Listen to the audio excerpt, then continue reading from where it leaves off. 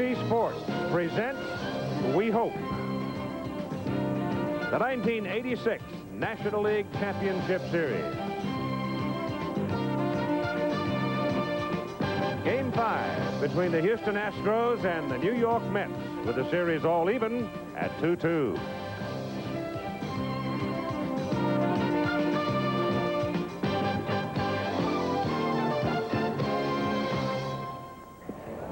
Well, the circumstance at Shea Stadium is only slightly brighter than it was yesterday, in that Pete Flynn and his ground crew have gone onto the field now and started the exercise of sweeping the water off the infield tarp and the process of beginning to roll it off. This on direction from the National League president, Chub Feeney.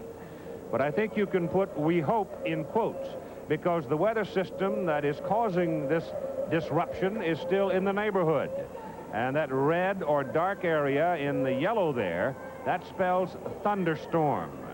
And the general feeling seemed to be amongst the weathermen of this area that we would have a thunderstorm before the weather front cleared out of here.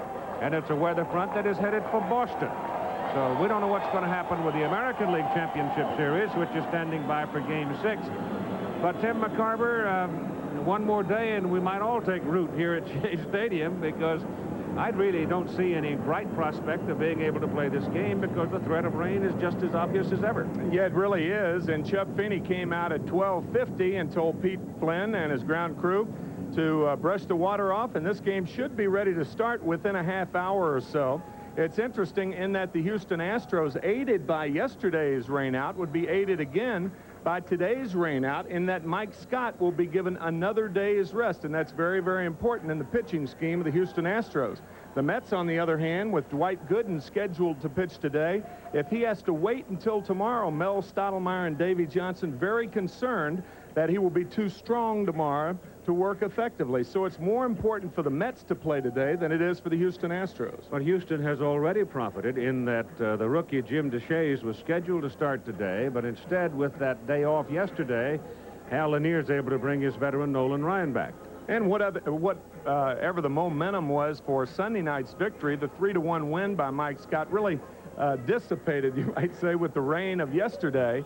But Nolan Ryan, I think that the Houston Astros would rather have Nolan Ryan on the mound than any type of momentum that they had built up on Sunday night's victory. But you also have this other problem, and this comes, I think, into the thinking of Chub Feeney and his people, who have to ultimately make this decision. And despite what you might read or hear, network television not making any decisions. None. But the point is that you don't want to waste a pitcher, and this is particularly so in the case of Houston, that if you go out here and you play a couple of innings and you get more rain and you've got to now call it off and go wait an hour, I think that effectively takes Nolan Ryan right out of the series. And I think it effectively may take Dwight Gooden, depending on how many innings they work. But if they work up to 4 innings or so, and Dwight Gooden is canceled, well, then he's taken out of the series, with the possible exception of Game 7, but certainly with Nolan Ryan and all the arm problems that he's had. He was on the DL twice this year, as a matter of fact, for the first 2 times in his career. And I don't think Chub Feeney really wants to start the game with the prospects of rain throughout the game, but his back is really against the wall. Well, despite the fact that the League Championship Series, both of them have to do their thing. In other words, they have to be complete and produce a winner in order to have a World Series. So the World Series is not really of any particular concern of anybody in this particular group, nor is it any concern in Boston, really. That falls more into the commissioner's area, I think, because they're the ones who will shepherd the World Series. Right now, the respective league presidents are only concerned about their own party. Yeah, and you have to have 2 participants in the World Series. After all, you have to have one of the leagues represented, both leagues represented, actually. But right now, it appears that if this game is rained out, certainly the Boston and California game tonight, the prospects of that game possibly, because that front is moving toward the northeastern part of the country. And as every farmer in the world knows, or anybody who wants to plant flowers knows, no matter the size of your garden, the weather is something you can't do anything about unless you play inside the house like they do in Houston. And as we said yesterday, there will be no change of venue for the 5th game. The 5th game will be played at Shea Stadium in New York, even if it's next week. So that is not going to be a change, and don't be misled by any rumors that go. But for the first time in 2 days, we do have promise. The two teams now beginning to make their way out into the watered-down area around the infield, though the tarp is still down, as they mop the water as best they can, and they're now beginning to put the stuff in there to dry it up along the sides. So there is some promise that we are going to play Game 5 in the National League Championship Series. So while we are waiting to get absolute determination of it, as Dwight Gooden now goes into the bullpen to start his loosening up procedure. Nolan Ryan will be out shortly. While we are waiting for an absolute definition, then we are going to send you to standby programming, which is called Fame, Fortune, and Romance, and we'll be back as soon as we have a starting time at Shea Stadium. We're back at Shea Stadium, where the tarps now are being rolled up and taken off the field of play. The two teams are out, loosening up and getting ready to play baseball. It has stopped raining as of about a half an hour ago. The infield is going to be in very good position. There is still some question about the outfield as to what that circumstance might be, since they had to do some sod patching in the aftermath of the victory celebration when the Mets clinched the pennant. Now, whether or not the rain has loosened those, you can't tell until somebody tests it and trying to run on it or stop on it or make a cut on it. But nonetheless, for the first time in 2 days, we are optimistic that we may be able to play some baseball in game number 5 of the National League Championship Series. And manager Hal Lanier has decided to go with his veteran right-hander, Nolan Ryan. Now, you say we are going to play. Well, we are going to start, and we'll see what happens from there. But Nolan Ryan is now warming up in the bullpen out behind the left field line. Dwight Gooden is warming up in the Mets bullpen back of the right field fence. And we are apparently just a few minutes away from starting Game 5. The series all even at 2-2 between Houston and New York. The National League Championship Series, an exclusive presentation of ABC Sports, is brought to you by the Heartbeat of America, today's Chevrolet, by Bud Light, everything else is just a light, by the U.S. Armed Forces, it's a great place to start, and by the American Gas Association, gas, America's best energy value. The umpires gathered at home plate. Matt Galante representing Houston and Bill Robinson representing the Mets out there meeting with the umpires while the ground crew is still sprinkling the drying material about the wet areas. But again, to re-emphasize, the tarp has remained down and the infield should be in very good condition, and the pitching mound should also be in very good condition. It is the outfield where the prime worry is. And obviously all morning long and through much of last night, the speculation has been who benefits most from the rainout of yesterday.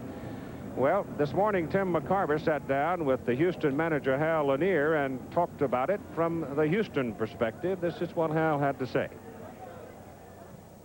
Well, if we have any advantage at all, it's having a Nolan Ryan pitching on his the fourth day, getting the rest that he's gotten in between starts like he did throughout the season. Again, it's only an advantage if we beat the Mets, and Nolan, you know, has a great outing, of course.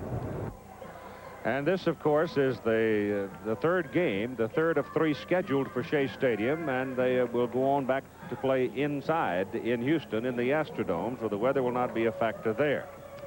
Nolan Ryan worked last Thursday night. He was the losing pitcher. He worked 5 innings against the Mets, and he gave up 7 hits and was beaten 5-1 by Bobby Ojeda. The Mets, of course, losing game number 1 and number 4 to Mike Scott and the Astros. And in game 3, Lenny Dykstra's 2-run home run gave the Mets a 2-1 lead, but it was evened on Sunday night. So this a very, very important game, this 5th game, because both teams are tied 2-2. That's 4 out of 7. The pitching rotation for the remainder of the series, and obviously it could change, particularly with a fellow like DeShays that is still about, but it looks like it'll be Bob Knepper in Game 6, and then if they have to play Game 7, Mike Scott. That's the thinking at the present time, whereas the Mets will come back with lefty Bob Ojeda. He will be in the game number 6 and the 7th game for the New York Mets. The starter figures to be Ron Darling. A lot of empty seats, as the people who have the tickets for today's game have been a little slow to come, or else they've just simply stayed in their cars or someplace out of the weather. And now they are beginning to come into Shea Stadium, and the crowds have been over 55,000 in each of the 2 games that we have played. So let's now run down the batting order for the Houston Astros as they are scheduled to come up and face Dwight Gooden in today's ball game. He career-wise is 8-1 against the Astros. Bill Doran leads off, playing second base.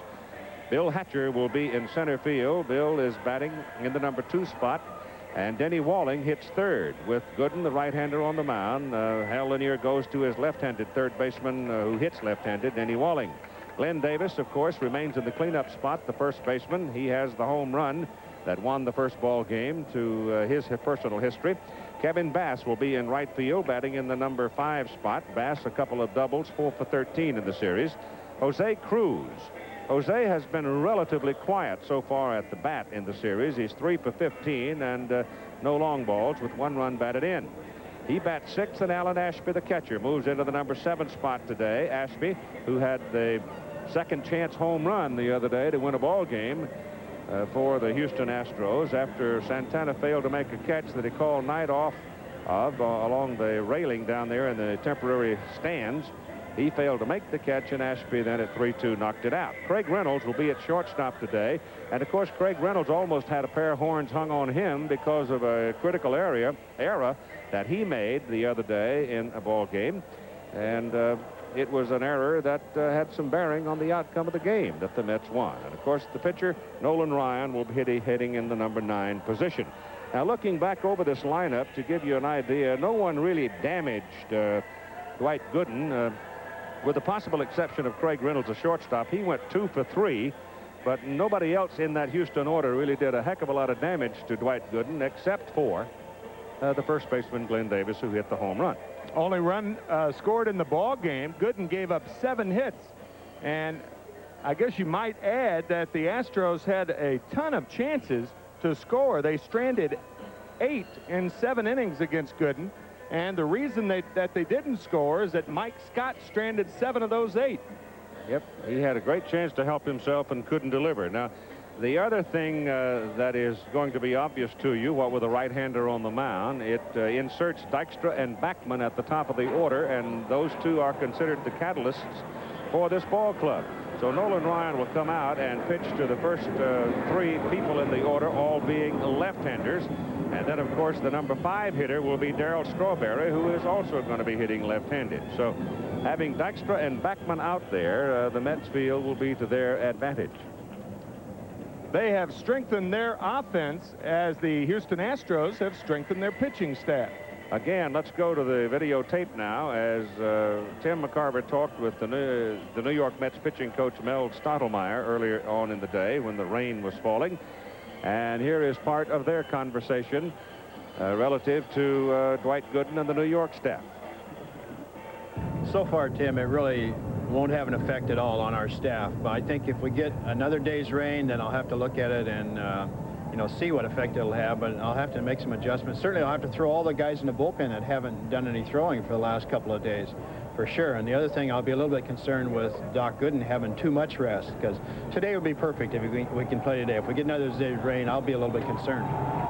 Tim, I'm not sure that everybody understands just exactly what is meant when you say Dwight Gooden with the extra day of rest might be too strong.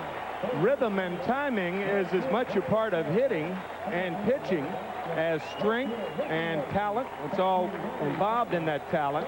And when a pitcher is used to working with 4 days rest every outing of the season, and he is thrown off that schedule, well, then he could be too strong, and by being too strong, he may have a tendency to throw the ball too hard and be too high in the strike zone. Of course, Gooden is more effective upstairs than he is downstairs. Well, he's on his way to the mound. in Game 5 of the 1986 National League Championship Series. And let's set the New York Mets defensively for you now as Dwight Gooden goes to the mound. Doing the catching again is Gary Carter. And the one thing about Gary, his bat has been so silent. He's 1 for 17. The outer defense will be Wilson, Baxter, Strawberry. Inside, Hernandez, Backman, Santana, and Knight. If you get off into foul ground after they had rolled the tarps off, obviously they brought water with them, and that foul ground area just outside the baseline can be treacherous because there was so much water not only rained on but dumped on it. I think you had a pertinent point also in your opening remarks talking about the outfield as you see the foul territory, or that is the outfield, pardon me. But the outfield, you see those little white spots in the outfield, the paler shades of green?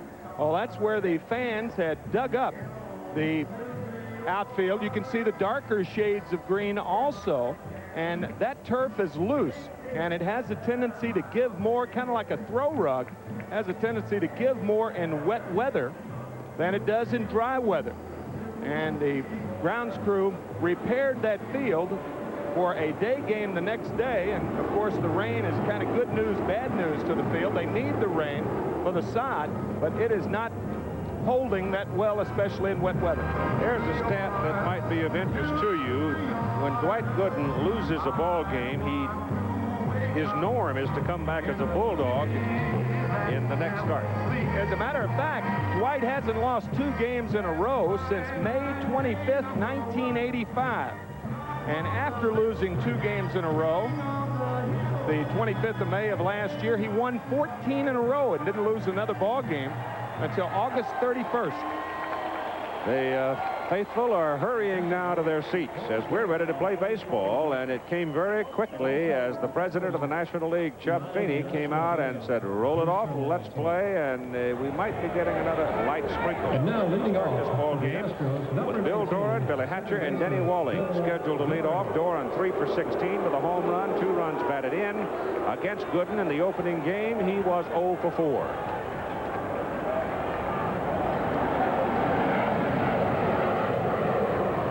Service now indicating that the front is beginning to weaken some on the back end of it, and they offer some optimism that we might be able to play this ball game without any more heavy rain. So let's hope to goodness they are right. Gooden started Doran with a call strike on the outside corner. The clouds are very low, it is dark, and the lights have been turned on at Shea Stadium. Swing and a miss on a breaking pitch. Both these pitchers need number 2. Nolan Ryan really needs the curveball. If he's got it, he's dynamite. And of course, if Gooden's got the curveball to go with his fast stuff, he is really something. The fastball is up high. It's 1 ball and 2 strikes to Bill Doran.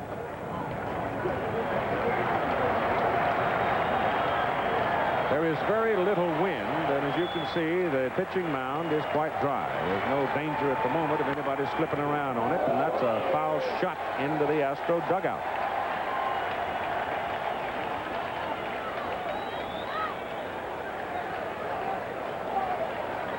Looks like it might have dinged Bob Nepper. Bob's the one there with the little video camera. He's recording all the action from the series to take home and sit down at his leisure and watch. 1 ball and 2 strikes on Doran. That's high to make it 2-2. The humidity, as it was announced this morning, well up into the 90% area, but the temperature is down in the 70s. There is almost no wind, so it is not uncomfortable.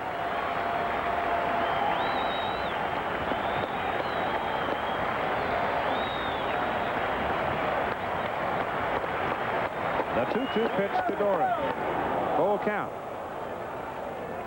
So Gooden goes full, and he's riding that fastball in there about eye-high. That's one of the big differences. The National League hitters have not been swinging as freely at the high fastball this year as they have in years past. Over the mound, second baseman Backman. 1 down.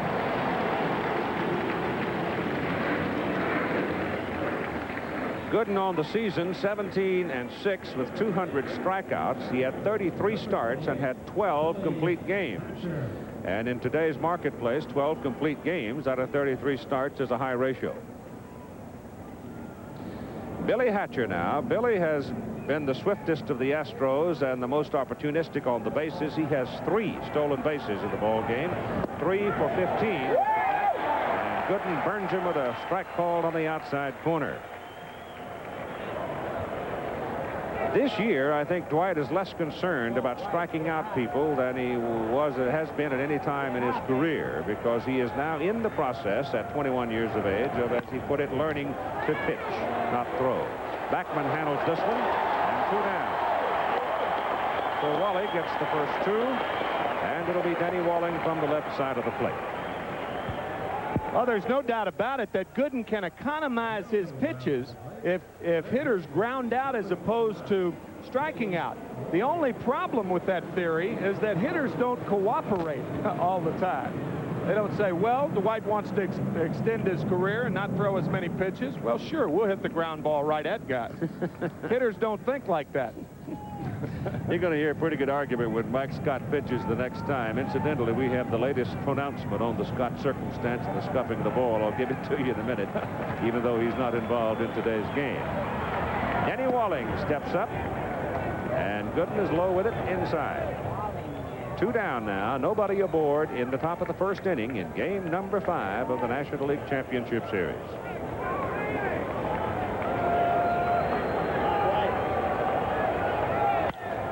To the right side, Backman slides along and can't come up with it. The ball was sharply hit by Denny Walling, and it slides under the glove of Wally Backman, and Walling's aboard. Backman, I think, thought he had to dive for the ball when, in effect, I think he could have kept his feet and made the play. Now, see, he dives too far. The ball hits the heel of his glove as opposed to the webbing. Backman cheating a little bit up the middle. He had a pretty good jump on the ball. I guess he did have to dive for it, but actually he dove too far, and the ball hit the heel of the glove. It's a base hit for Denny Walling. And Glenn Davis is up. It was Davis who hit the home run in the second inning that beat Gooden in the opening game in the Astrodome. And he hits this one high in the air to right center, but it'll stay in the park. Strawberry back at the warning track, one-hands it, and the side is retired. So Walling singles, and Davis lifts a high, lazy fly to right field. Side retired, no score for Houston. The Mets coming up.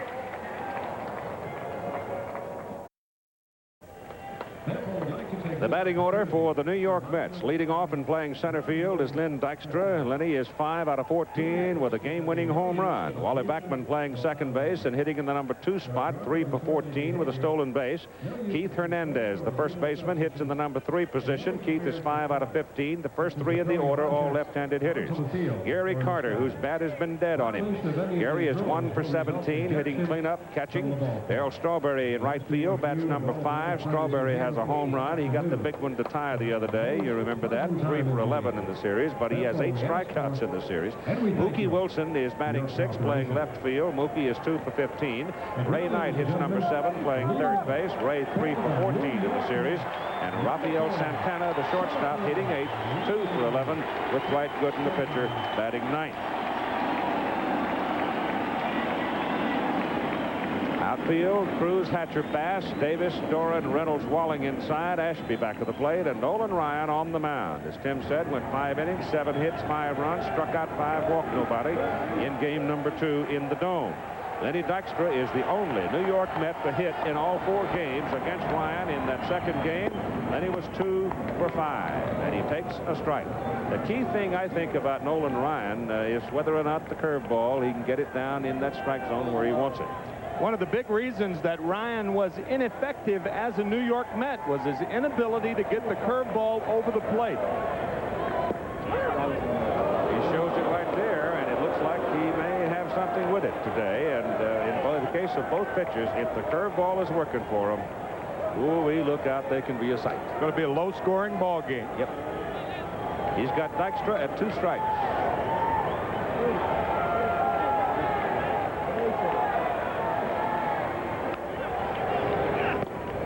That's high and away with the fastball. Of course, Ryan knocked Dykstra down in that second game, if you remember, and Lenny got up and they had a staring contest for a bit, and wacko. And a lot of people thought that might have been the thing that triggered the Mets' attack against Ryan. 1-2. Close, but outside. 2 balls and 2 strikes. The Mets have been very quiet through the first 3 innings in this series. That would have had more meaning, I think, if Jim DeShays were pitching today instead of Nolan Ryan. But Ryan's out there, what with the extra day of rest. Ball back in the crowd, 2-2. Well, the Mets have been probably the least effective against Nolan Ryan in the first 3 innings. Ryan struck out 4, retiring all 9 men to face him down at the Astrodome, and then the Mets finally reached him for 2 runs in the 4th inning, 3 in the 5th, and that chased him.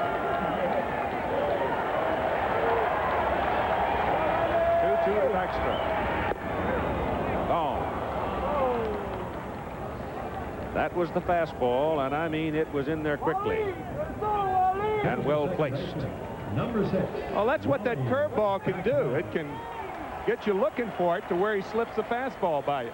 Give you an idea off this composite line score, you can see that Houston has scored a total of 7 runs in the first 2 innings, whereas the Mets in the previous 4 games have not scored until the 4th inning. Wally Backman 3 for 14 against Ryan. He was 2 for 5 and had a stolen base in the series.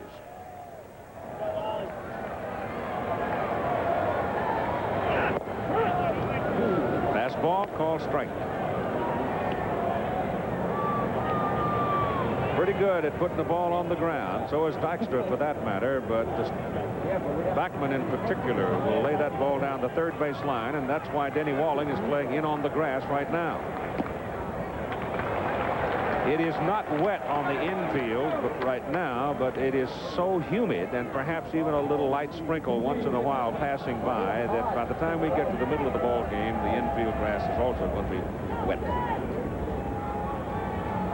Keith Hernandez was the 3rd scheduled hitter. He's on deck swinging a bat, loosening up.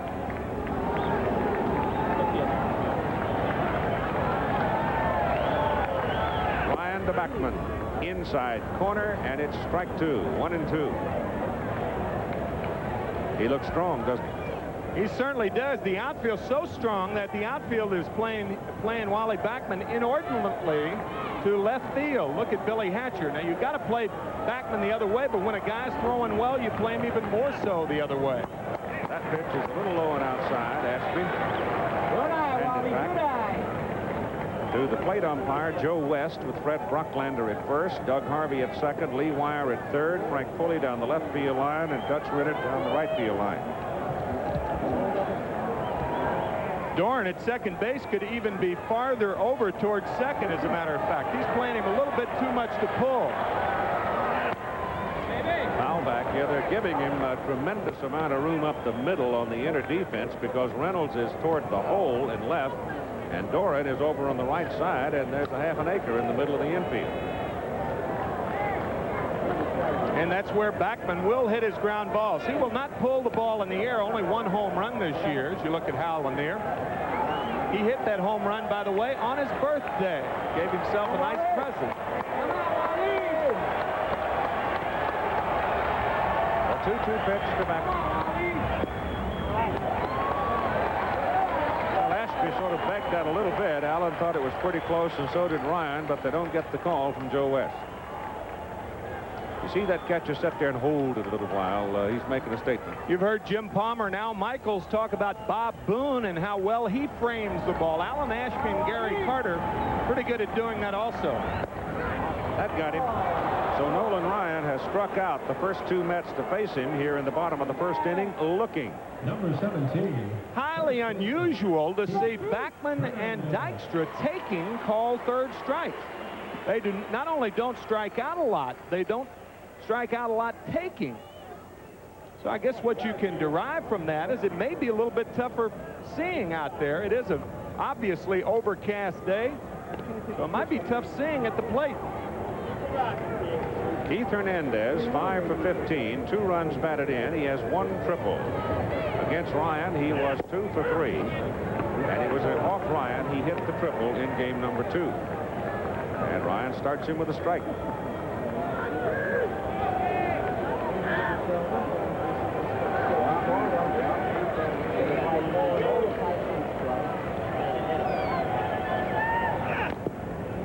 Foul ball. I think Hernandez is one of the tough outs in baseball. Oh, I don't think there's any question about it. He may be the best 2-strike hitter in baseball. He, along with Tony Gwynn, the marvelous hitter and all-around player of the San Diego Padres. Notice also that Keith Hernandez disdains the batting glove. Just up there with tied on wood. George Brett the same way with the Kansas City Royals. One of the, or 2 of the few that do not use the hitting glove. 2 strikes on Hernandez, and the ball is hit to right. Kevin Bass leaned back and then came in on the move to make the catch. So a looping liner caught by Bass, and Nolan Ryan has retired the New York Mets in order at the bottom of the first. And after 1, there is no score at Shea Stadium.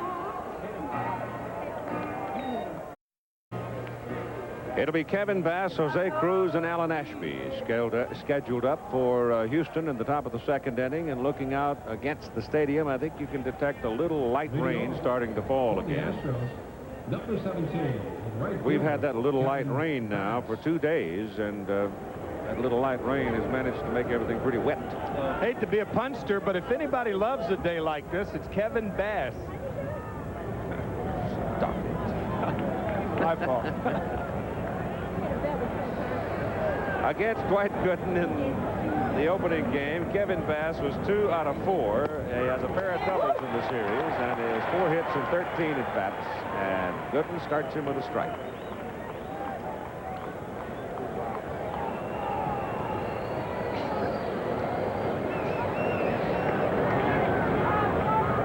Come on, Dwight. Ball 1. That was a straight change. Kevin Bass with a couple of hits, a double and a single off Gooden in game 1. And Dwight trying to do something different to Kevin. He will throw the straight change about 10 times a ball game usually.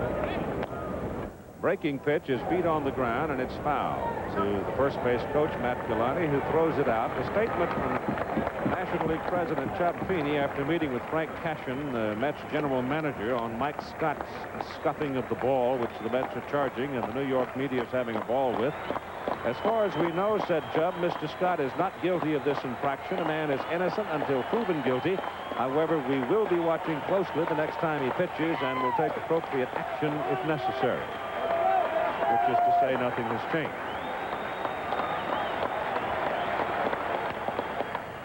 Sliced foul off the left side, and that'll go into the crowd out of play. And which is also to say that nothing will change. I mean, they've had all year to determine whether Scott was scuffing the ball, but because of the playoffs and because of the notoriety, all of a sudden it's hit the front pages. I mean, guys have been complaining about Mike Scott scuffing the ball all year, so really if they haven't done anything about it up to this time, I doubt that one more start they'll do anything about it. Breaking pitch, pins down low, and it's 2 balls and 2 strikes, and there's Michael watching the ball game. He has been the pivotal man so far as far as the Astros are concerned. Dwight Gooden, and Bass hits it up the middle for a base hit. So Bass jumps on the curveball and knocks it into center field for a ground ball single. Left fielder. And this will bring up 25. Jose Cruz. Cruz 1 for 4 against Gooden in the opening game. And Jose in the series, 3 hits and 15 trips to the plate. And remember, Keith, you pointed out in game 1 that Dwight Gooden has allowed 107 stolen bases out of 126 tries throughout his career. He has balked 4 times this year. He leans on that front leg, and when he throws, technically, you've got to go home when you do that. But that is his style in throwing to first base. Bass with good speed. Big swing by Cruz. High riding fastball.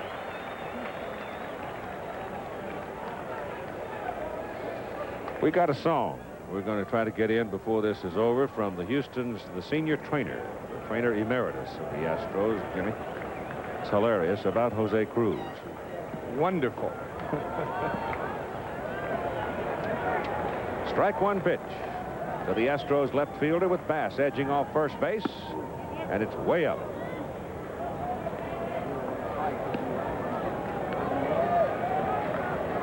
We'll see if Hal Lanier puts the hit and run on, flashing signs to Dennis Menke. White Gooden is not your ideal type of pitcher against whom to hit and run. And the reason for that, the high fastballs are very, very tough to get on top of and to hit the ground ball. And that's one of the prerequisites in a hit and run situation, a pitcher that throws ground balls. Run Kevin Bass back to the bag. Alan Ashby waiting on deck will turn around today and hit from the left side, the Houston catcher. And Craig Reynolds, number 8 man, the shortstop, also a left-handed hitter.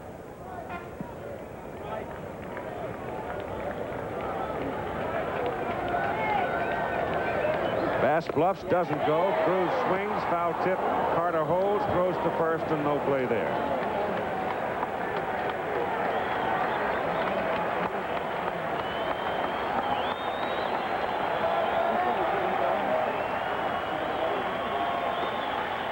The daylight in the outfield for Jose Cruz, left center.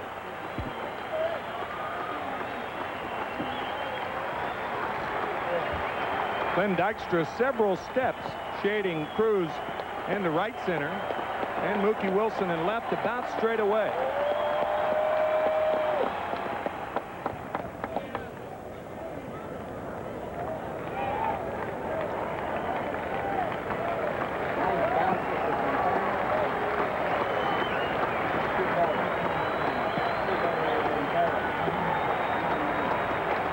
One-two pitch to Cruz. Bass does not go, and the pitch is sailing outside. On a fastball, running well off the plate, and it's 2-2.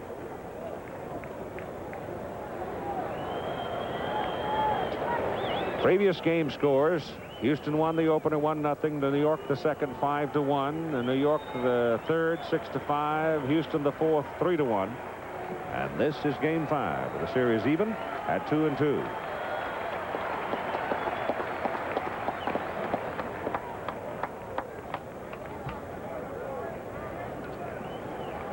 Gooden can't remember picking off a runner in high school, little league ball, and no wonder. Not too many guys got on against him. Can't work on your pickoff move in your basement. Runner goes. Cruz hits it up the middle. Looping fly ball. Drops in the outfield. Slows down in a hurry because it's wet out there. And Kevin Bass motors right on around to third base. So the Astros now in the top of the second inning with runners on the corner. Now batting, number 14. The 5th straight fastball to Jose Cruz, and he gets just enough of it. You saw the jump that Kevin Bass had off of first base. He had an excellent jump and continues on to third base. And the Astros with a serious threat here in the second. Bass is the leadoff man on third now, and Cruz at first with Alan Ashby hitting left-handed at the plate. Nobody out, obviously.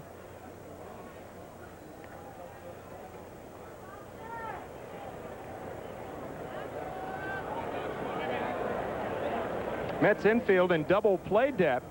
Kevin Bass, if you remember, with a base running mistake in game 2 against Bobby Ojeda in a similar situation. He was on third and a high chopper by Alan Ashby, and Ojeda made the tag on Bass at home.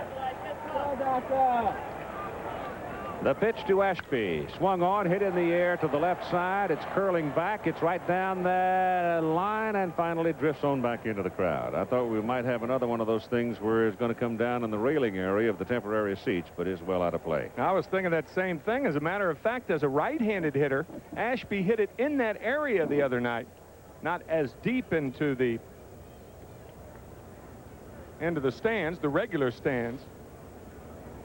Kind of likes that area down there. Good things happen when he hits it down there. Fly ball to the outfield or ground ball to the right side could get Bass home with the first run of the ball game in the top of the second inning. Ball hit to the outfield now is going to hit and slow down in a hurry because it's wet out there, which means the outfielders are going to have to come hard. And in the wet conditions, it's not unlikely one could overrun one, which could come back to haunt him. It's treacherous playing in the outfield, more so than it is inside.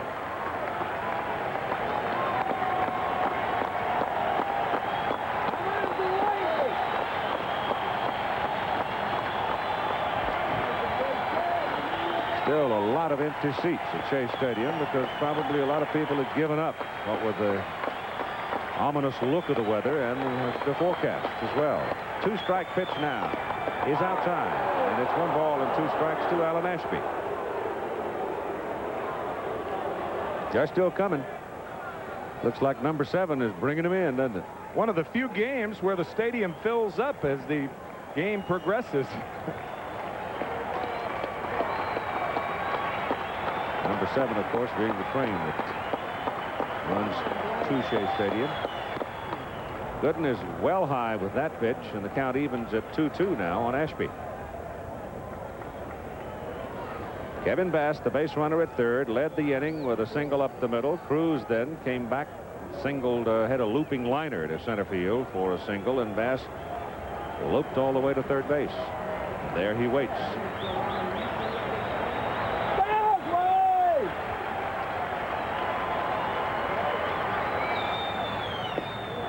Ashby checked on it. Pitch, breaking pitch inside. Third base umpire Lee Wire says no swing. He didn't appear to go around a wicked curveball, and the ball low, very close, closer than it appeared with the naked eye. Of course, on replays, it looks like everybody swings through them. Yeah, it does.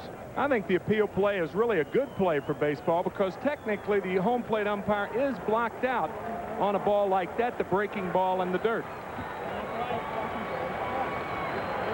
So Gooden now has a full count on Alan Ashby. Second time in the ball game. In 2 innings, he's had a full count on a hitter. Takes strike 3. Came right back with that breaking pitch and struck him out looking. First out of the inning.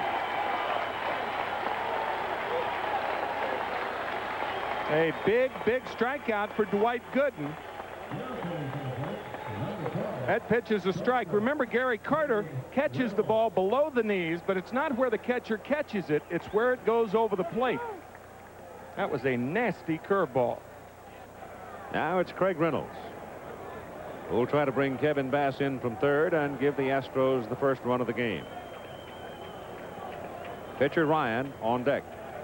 With the pitcher coming up next, it kind of changes the defense, the infield defense, because unless the ball is hit sharply to second or short, I don't think they'll go for the double play. First or third, they may come home. Sharply to Backman. Over to Santana, 1. Back to first. Double play. And the Astros are all over it as Reynolds is screaming at Fred Brocklander at first base.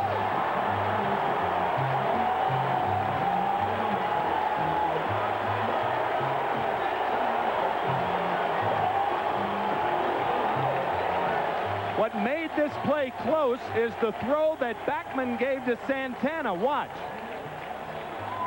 See, Santana, that confuses the rhythm of Santana. He's safe. He's safe. He's safe by a half a step. Yep, coming down. A half a step. That's a pretty good size miss.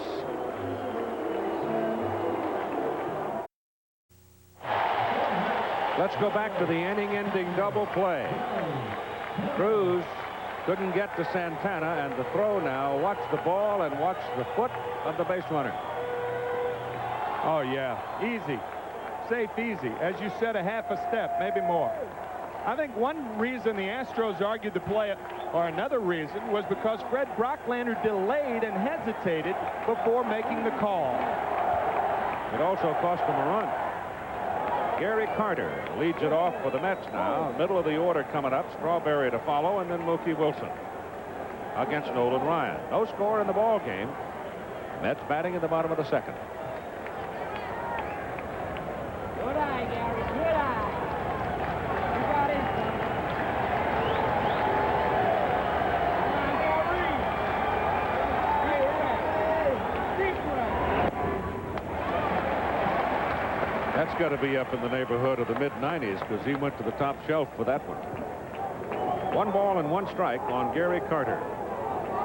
93 miles an hour, according to our radar gun. That's fast enough. Back in the middle, knocked down by Nolan Ryan. I think he got it with his glove instead of the leg. So Nolia will walk it off for a moment, and let's pause 5 seconds so our local stations can identify themselves. This is WUHQ-TV. 1 out. Darryl Strawberry comes to the plate. If he had taken that one on the shin bone, we'd have a timeout, but he got his glove on it and took the sting out of it. Now Strawberry stands up. 4 RBIs for Darryl. But he has struck out 8 times, 2 in each of the first 4 games. And against Ryan, he was 0 for 2. Strike. Yeah, if catchers get hit on the shoulder or the hand, they say rub a little dirt in it and hang with them. If a pitcher gets hit, they ice them down, take them up to the hospital for precautionary x-rays. Another prejudiced commentary here. Swing and a miss, and it's strike 2.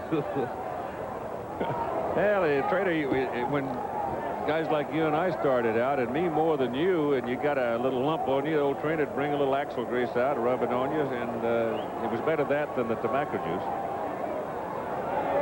Strike 2 comes with the heater and strikes him out looking. So Ryan now has struck out 3 New York Mets looking. He got Dykstra and Backman and now Strawberry.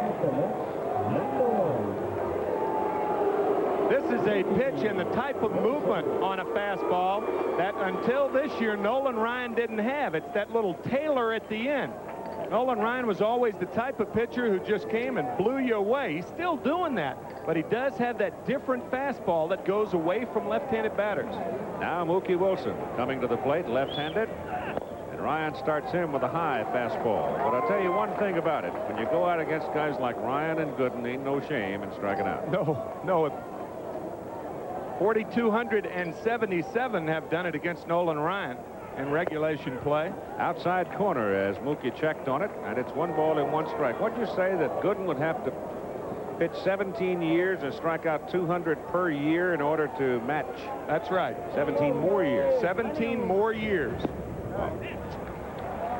2-1. Gooden has 744 strikeouts now. That puts him about 3,500 plus behind Ryan. And to catch Ryan, he would have to pitch 17 more years and average 202 strikeouts a year to catch him.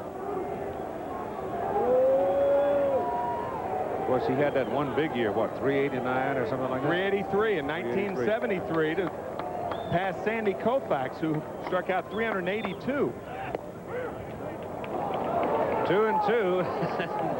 Mookie turns around and moans a little on that one. I don't know whether he's saying, what are you calling, or I can't hit that thing. What are the others? But he did not like the call.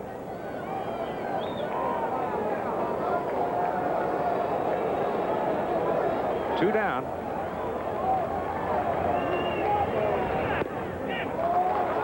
And it's a full count. I'll tell you that when you saw Alan Ashby put one finger down and put it in a circle, that is the pitch. That is the signal for the pitch. Now this is going to be a fastball inside, but the signal for the pitch that goes away. Well, he struck out 4 now as he gets Mookie Wilson swinging, and he has retired the first 6 Mets that he has faced. And after 2 innings of play in Game 5 of the National League Championship Series at Shea Stadium, it is 0-0.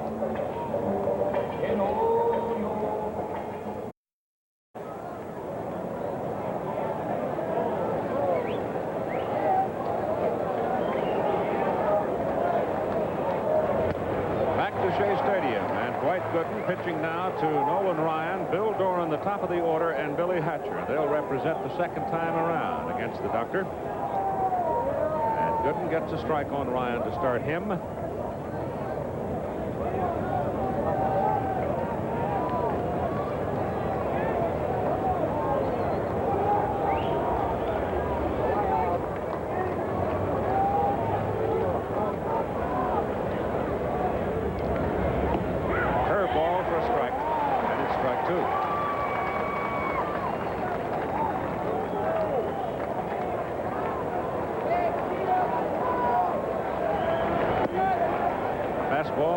just outside, making 1 and 2.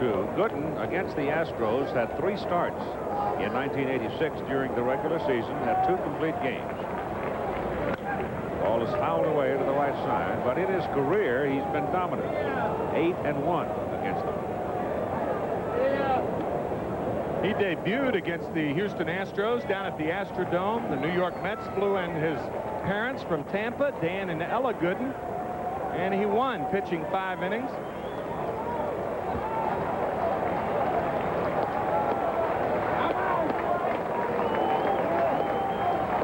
Comes back at 1-2, and Ryan takes strike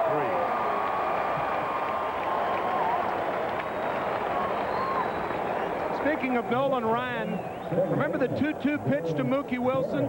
There it is, the wiggle right there. That's the 3-2 pitch. That's the fastball inside. And that is the pitch that tails away from Mookie Wilson. Nope, wasn't the fastball inside. It's the wrong pitch. That was a 3-2 pitch. Uh-huh. It's 2-2 where you took it outside. Yep, the 2-2 pitch, but it is the 1 finger down, and the wiggle is that unusual pitch. Bouncer back to the mound. And Gooden throws him out. Bill Doran is down for the 2nd time. 2 out. And here's Bill Hatcher.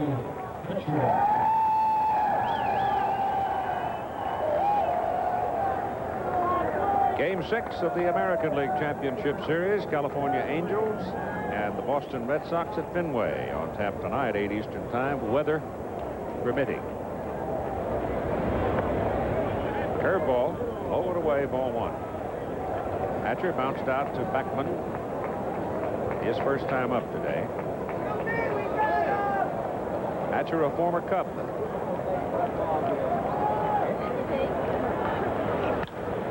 Hit on the ground sharply. Santana cannot get to it, and it's into center field for a base hit. So Hatcher has his 4th hit of the series. A single to center. When that ball gets to the outfield grass, it really slows down, doesn't it? Surely does. You can watch for Billy Hatcher to run here, and with 2 out, it's better for a runner to run early in the count to give Denny Walling a chance to hit. He doesn't mind taking 1 pitch to allow Hatcher to run, but you don't want to work yourself into a 2-strike position in the process of allowing Hatcher to run. No score in the ball game. The Astros batting in the top of the 3rd inning, and they blew a glorious opportunity to score back in the 2nd. That play at first is fairly close. Though the Astros would say to you that the first base umpire blew their opportunity to score, as it appeared from every replay we had that the base runner Reynolds had beaten out the throw to finish up an inning-ending double play. Houston now with 4 hits off Gooden. The Mets have no hits.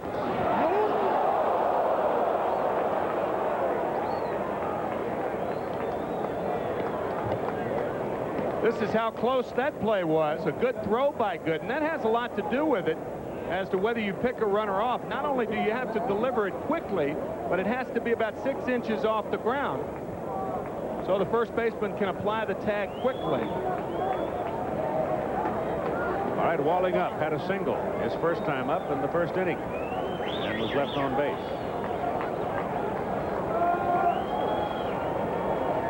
Hatcher driven back one more time by Gooden. They fully expect him to go early.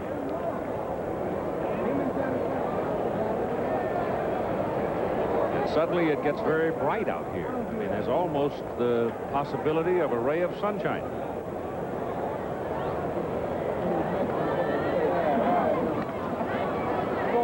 Pitch was up around the shoulder level of Keith Hernandez, the first baseman, and almost no, he didn't bother to try a tag on that one because simply had too far to go with the ball. You rarely see a pickoff move, as you saw Gooden bend that left leg and then hop to first. That's the old Dodger pickoff move, perfected by Don Drysdale. He had a good one. Only time I ever saw a balk called on the winder was called by Chris Pellicudis back in the middle 60s.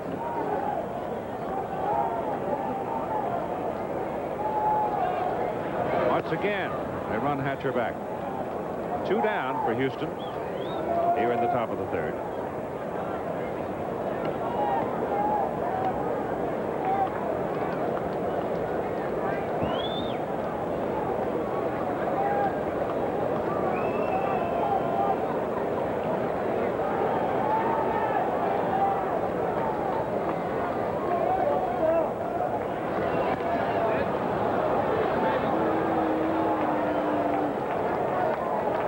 Gooden and Hernandez right now playing catch with Billy Hatcher, the object.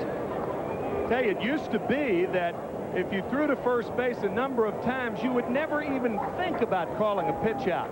But that's changed for the better. They're trying to combat guys who can run any way they can. And now if you throw to first base, it's not a sign that the catcher won't pitch out.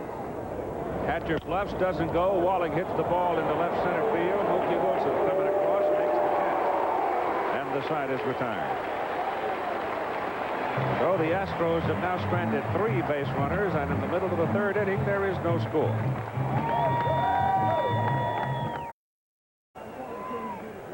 Ray Knight, Rafael Santana, and Dwight Gooden now are scheduled to face Nolan Ryan. No score in the ball game, and the Mets come up in the bottom of the 3rd inning.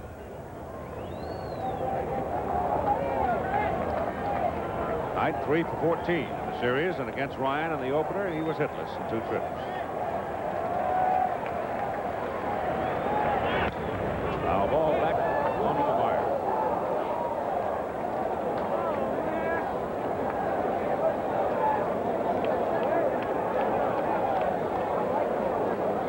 Of all the Mets, Ray Knight seems the one more resigned to the fact as to so what on Mike Scott's story. If it's in the strike zone, you ought to be able to hit it. Ray also one of the unsung leaders on this ball club. He does a lot of behind-the-scenes things that are very stabilizing to this club.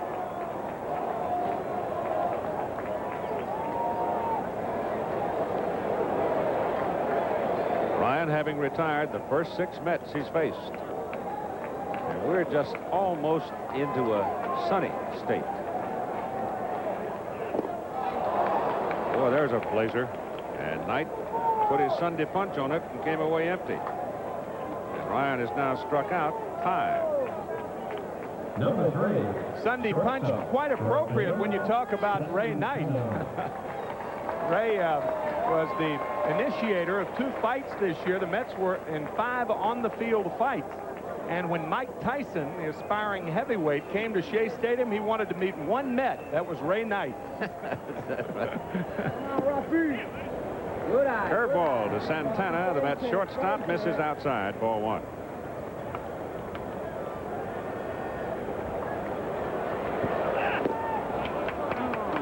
Swing and a miss to make it 1-1. Well, Nolan Ryan is one of those that he's been around long enough now, and he's not only reached legendary posture in the game, but perhaps even you could call him a statesman of the game at 39. What with the success he's had. 1-1 pitch to Santana. Curve is just outside.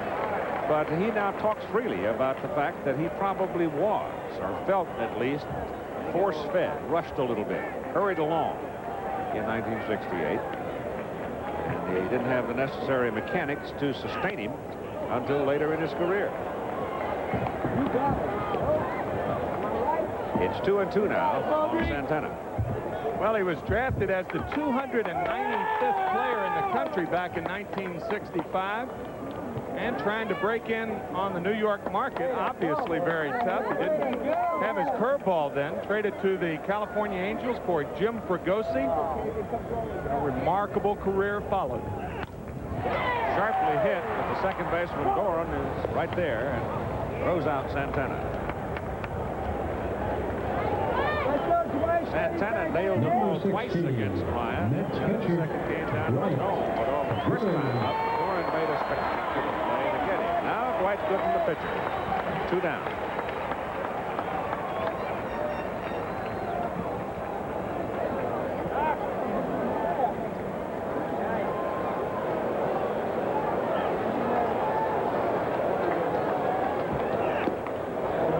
Just low. strikeouts still coming in. More and more seats being filled as the weather grows brighter and brighter.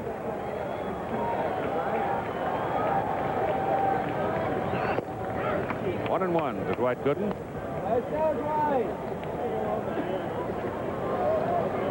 This game, like so many of the others, starting rather quietly. Nolan Ryan retired the first 10 Mets the first time he faced them, and he's retired 8 today in a row. There's another strike. 1 ball and 2 strikes now on Gooden. Well, Houston has had the habit of jumping to the front, and they should have in this ball game and could have. First and third and nobody out, and failed to score in the second. That's 6 strikeouts now for Nolan Ryan, and he retires the first 9 Mets in order. And after 3 innings of play, there's no score.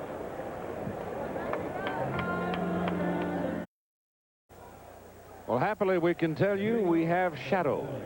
The sun has peeked through for a moment. And if we should get a period of bright sunshine, that outfield will dry out pretty quick. And we move rather quickly in the game to the top of the 4th inning for Glenn Davis, Kevin Bass, and Jose Cruz. No score. Davis, a fly ball that Strawberry caught on the warning track at about 370 feet. This one is hit hard to left. Mookie Wilson started in and then had to put on the brakes and stop and make the catch. And you notice that Mookie, in making that stop, did it rather gingerly. I'll tell you, Glenn Davis is only 4 for 16 in the series, but no player on either side is locked in like Davis.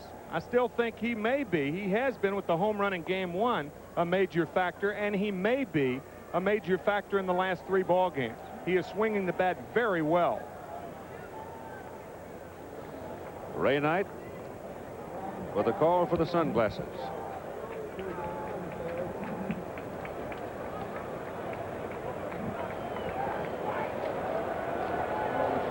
Mookie Wilson, you saw, has his out in left field. That's the troublesome field as far as the sun is concerned in Shea Stadium.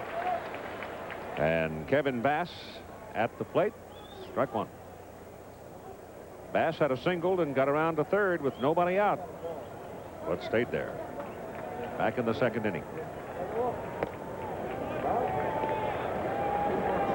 1-1.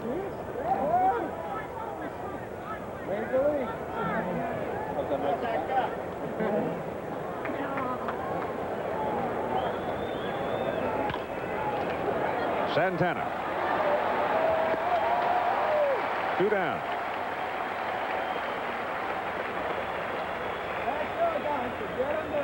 And now coming to the plate. I guess he's going to keep your shoes.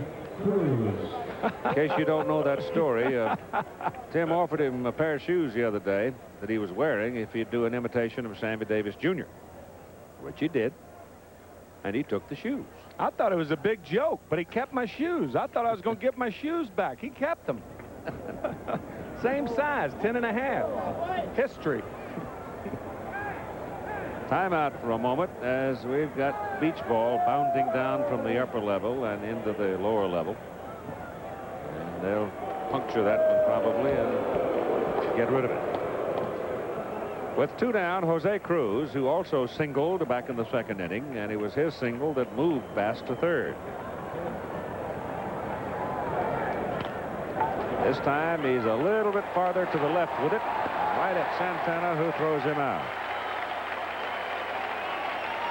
So the doctor gets him in order in the top of the 4th inning after 3 1/2. There is no score between the Astros and the Mets. This ABC Sports exclusive is being brought to you by Budweiser. Beechwood Age for that clean, crisp taste. This Bud's for you.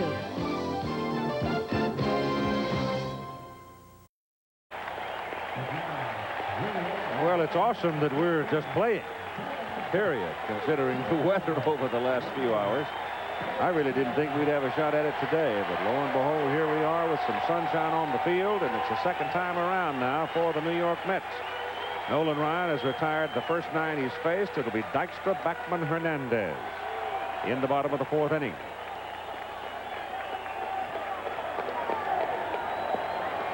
This has been an inning in which the Mets have done some of their scoring throughout this series, and Dykstra, who struck out looking the first time, jumps at the first pitch and fouls it back.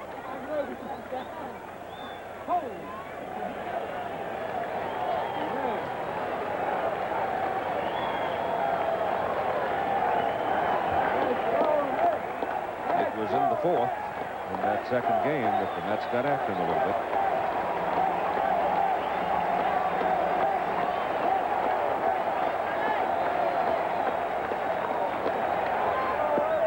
Two strikes, and he went fishing for the breaking pitch that time. Ryan, in that opening stanza, the opening first three of the second game, he struck out, what, 5 of the first 7? Tonight, game we were talking about a little while ago, all Ken Boyd going for the home club, and Kirk McCaskill getting the call for the California Angels. Probably Angels didn't sleep much until last night after they traveled across the country after what happened to them on Sunday. 1 ball and 2 strikes to Dykstra.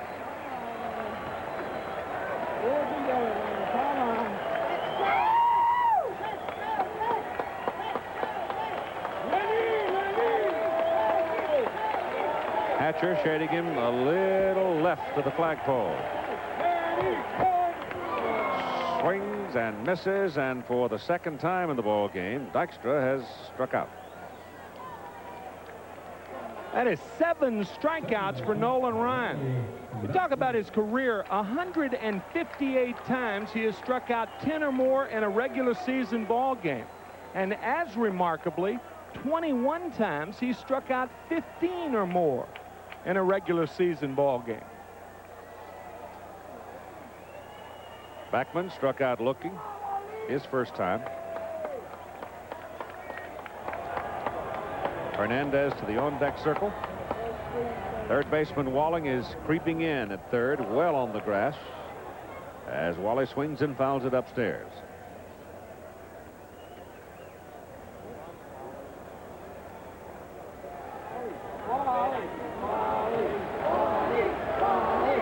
Davis is just on the edge of the grass at first, and Walling is about 2 steps in at third.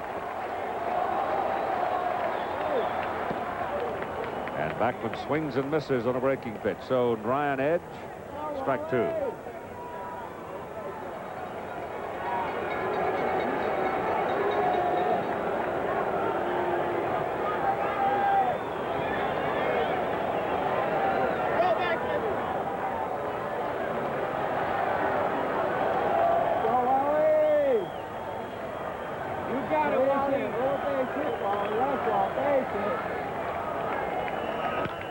Foul ball left side. Well, you can see from the signs that Alan Ashby gave, he gave 4 signs, and Nolan Ryan, one of the pitchers that stares off the catcher. A lot of times you don't have to shake your head to not want to throw that pitch. You can just stare off the catcher until you get the sign you want. Now that's that pitch that goes away from the left-hander. Watch. Went a little too far. 1 ball and 2 strikes on Wally Backman.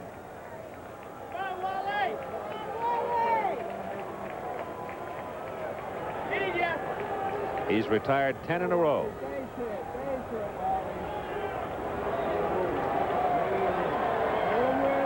That obviously the curveball.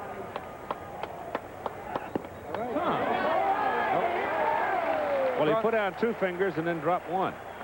So he probably stared off the curveball and went to the fastball. Les Moss, former catcher there standing with Hal Lanier, is the pitching coach. Million stories in him, too. 2-2 to the Mets second baseman. Fly ball left field. Cruz with the glasses down makes the catch. Tough field. Tough with the sun out. 2 down. And here comes Hernandez. He hit the ball pretty well. First time up, lined sharply to the right side that Bass took lean back and then came in to get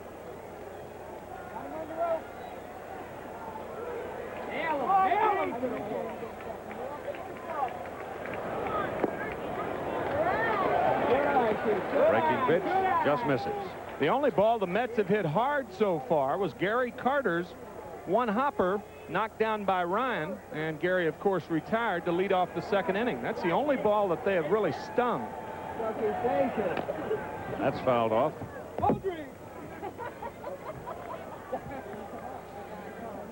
Gary on deck.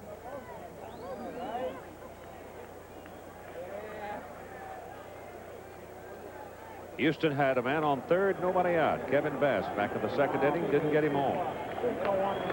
So there's no score.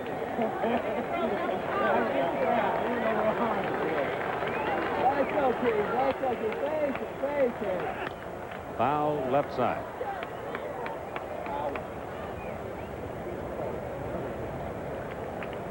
He's only shown the big curveball twice. Once for a strike and once for a ball. There are times when that rainbow comes in there. I mean, it just is awesome. It can lock you. Yep. Because you've got to be ready for the fastball. You got to look fastball against Ryan. If you get the curve, try to adjust. You can't go the other way.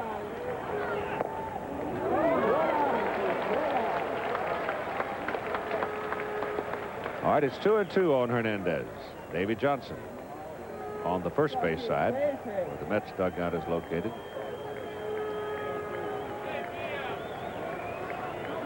Come on, Keith! Let's go, Max! Full count.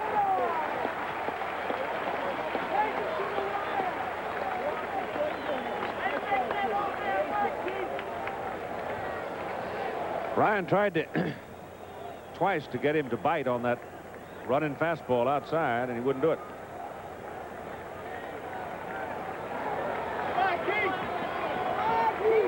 He set the first 11 down in order. He struck out Backman on a 3-2 pitch. And he strikes out Fernandez on a little foul tip that is held by Ashby, so he has retired 12 in a row. And that is strikeout number 7 for the Express, Nolan Ryan. After 4 complete innings, no score. Game 5 of the National League Championship Series.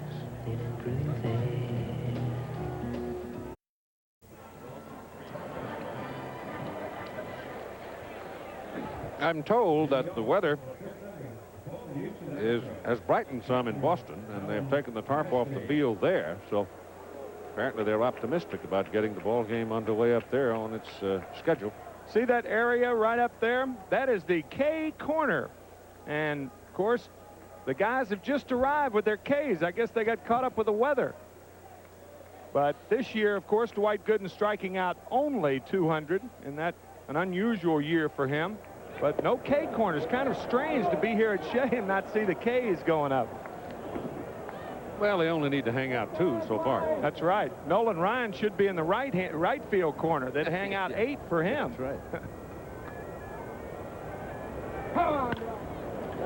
That's a fair ball for Alan Ashby. Strawberry to the corner. The throw. He's in there. Double.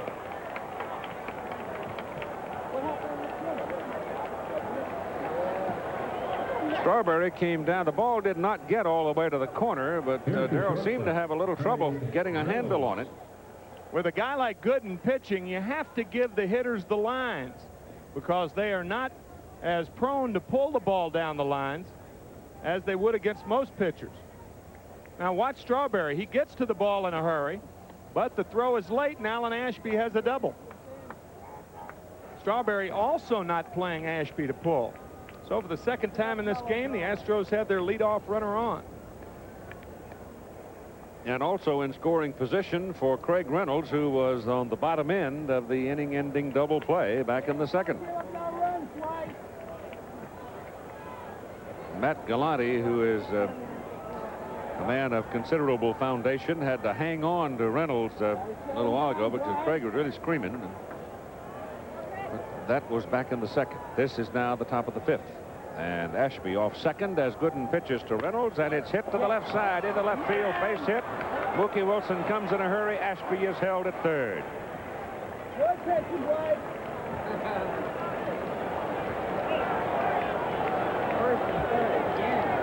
So Reynolds goes in the hole the opposite way, and Nolan Ryan, the pitcher, coming up. With nobody out, Dennis Menke holds Alan Ashby, who is not a fast runner. He holds him at third base.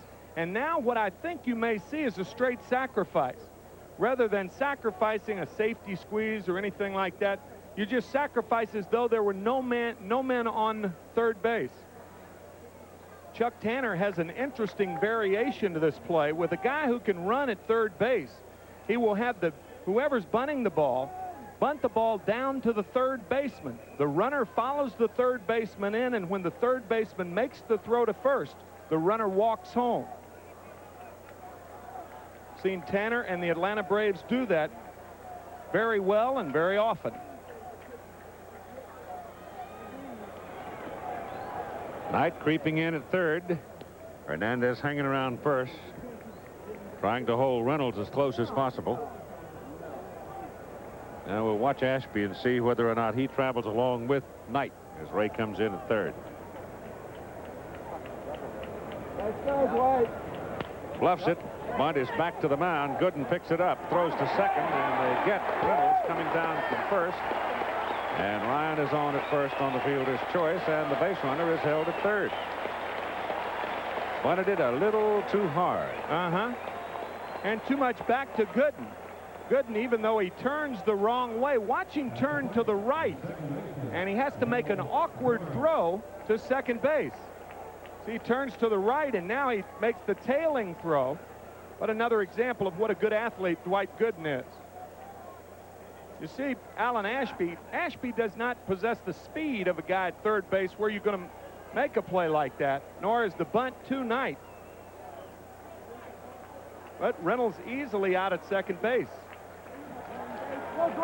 One down for Bill Doran. Runners on the corner. Ryan at first. Ashby at third. Doran fouls it at the plate.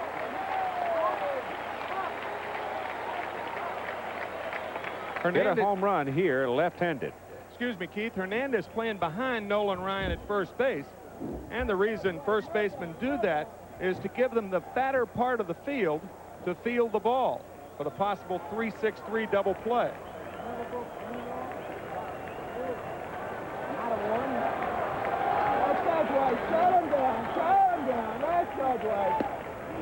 Pitch is high and tight. 1 ball and 1 strike. Doran's home run coming off Ron Darley. In the ball game won by Houston. Lost by Houston, actually. It was the game which Dykstra hit the home run to beat him 6-5. Come on, Dwight, come on! Alan Ashby doubled to lead the inning. Reynolds singled, but Ashby held at third, and he's still there. And Doran howled it straight back as he went for that high fastball.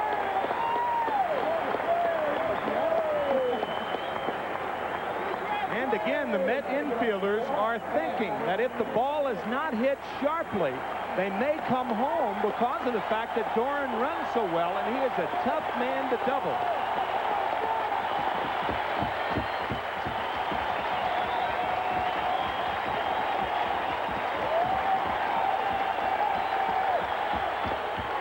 Checked it.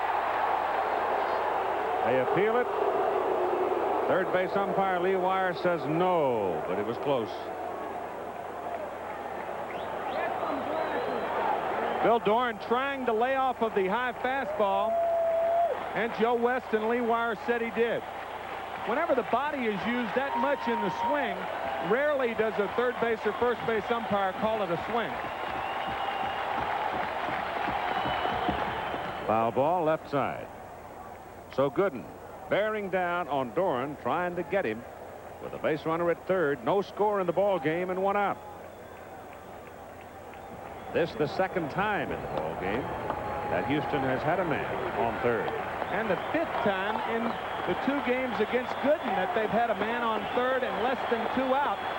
And the first 4 times they have failed to score him.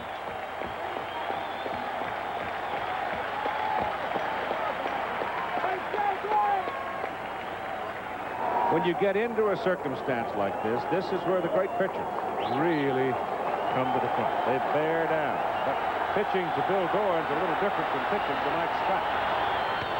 Ball is hit on the ground. Backman bobbles it for a moment. Back to Santana. Throw to first. No, didn't get him. Run scores from third. And the Astros take the lead 1-0. Got Ryan coming down, but they didn't get the double play because Backman seemed to have a little trouble getting the ball out of his glove. Yes, he did, and they had a chance to double Doran because he spins in the box. He doesn't get out of the box. Now watch the delay in Backman. He can't get the ball out of his glove. Santana, of course, catches the ball off the bag, but that's a neighborhood play. You're always going to get that play if it's fluid enough, but Santana clearly off the bag when Backman fed him the ball. Scoring in the meantime from third is Alan Ashby. And it's 1-0 Astros. They've got 6 hits now off Gooden in the ball game. 1-6-0. And nothing but zeros hanging down the line for the Mets. The batter is Billy Hatcher, who has singled in 2 trips. 2 out now.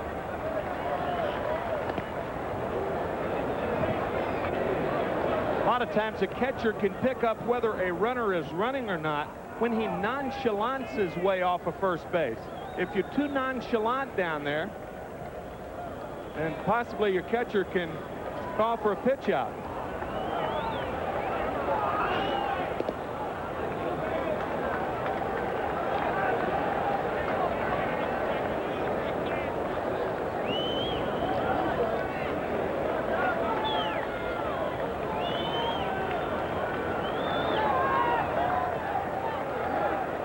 With 2 down, ball 1 count on Billy Hatcher.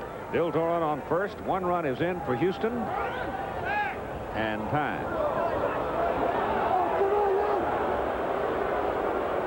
There's that play one more time. Now watch how Santana comes off the bag and then receives the ball. Backman cannot get the ball out of his glove in time. You see Santana's way off the bag. That's the old neighborhood play. Almost all umpires will give that to a shortstop or a second baseman to prevent an injury. Once in a great while, though, there's an upset. That's right. Doran goes. Throw back Carter. Safe.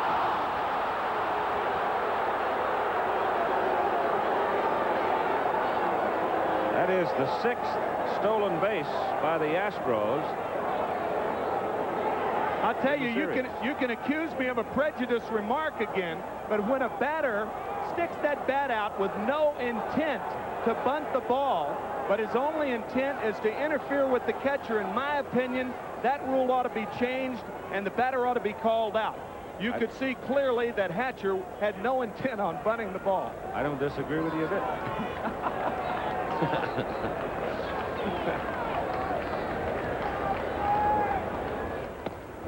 Pitch is high and tight to Billy Hatcher. Man on deck is Denny Walling. Doran is now up at second base. Here's another look at what Tim is talking about. And the reason, see, a hitter does that is to block the view of the catcher and to keep him back. He has no intent of putting the ball in play. And in my opinion, that's intentional interference. And Hatcher walks. That is the first walk issued by Dwight Gooden in the ball game. And now it brings up Denny Walling, who hits from the left side. He has a single in 2 trips.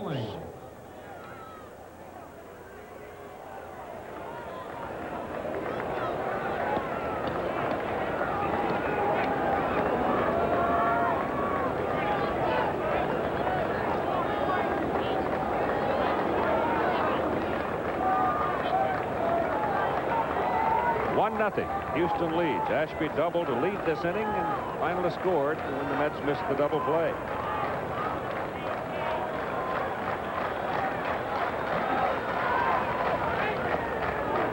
Breaking pitch is low. Walling hit the ball. A fly ball to left center his last time up. Kind of a handle hit. But they give him a lot of room in left center. If he could drive one up through there, he'd have some room to run. And the folks on the bases would be flying, but this is popped up on the left side. High hanger, giving Wilson plenty of time in short left to make the catch. So the Astros strand 2, but they score 1, and they lead in the middle of the 5th, 1-0.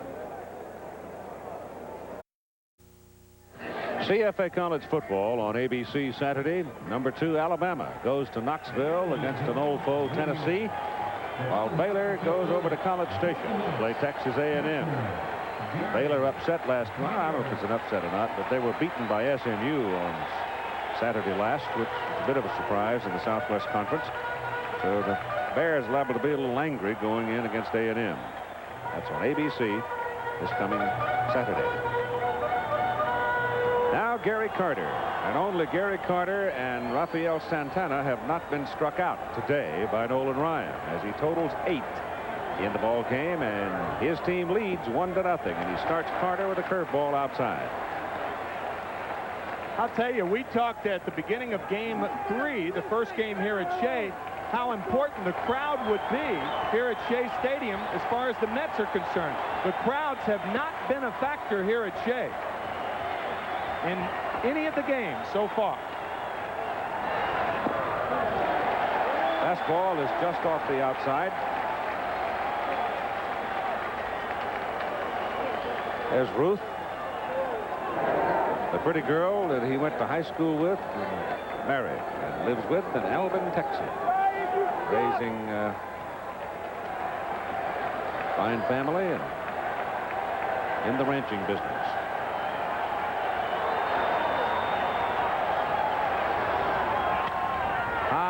Fly ball lifted out into right field for Kevin Bass, and Bass makes the catch. 1 down. So Gary Carter's bat remains quiet. Carter has been totally frustrated by the Astro pitchers so far. Gary, a very animated player, of course, and the Astro pitchers have totally taken the animation away from Carter. Now Darryl Strawberry. Running fastball outside. Strawberry struck out looking. His first time up today.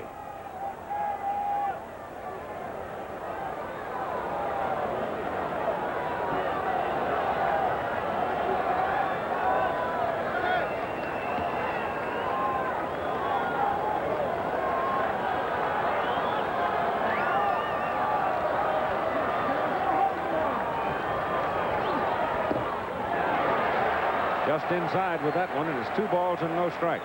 Keith, when you think about it, the Mets have had only 1 lead in this 3-game set here at Shea, and that was when Dykstra hit the home run.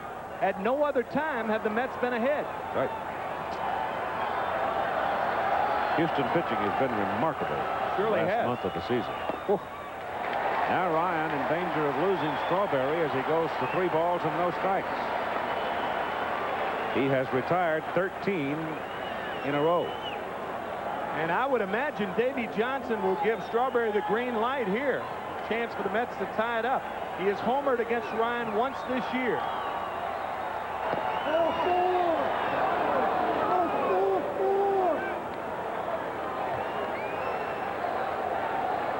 There's an umpire in the stands with the big boys. 3-1 count to Strawberry.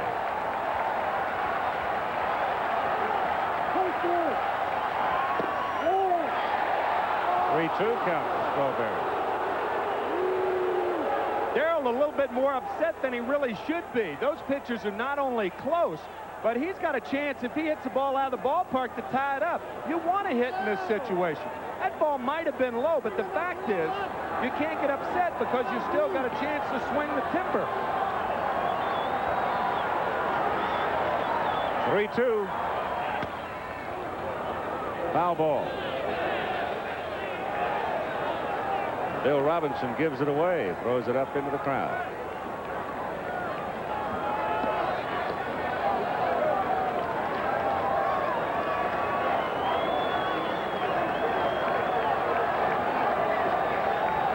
Wilson on deck, middle of the order, up for the Mets in the bottom of the 5th. 1 out.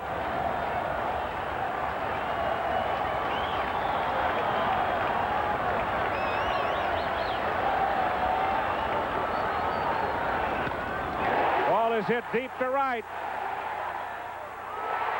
Home run.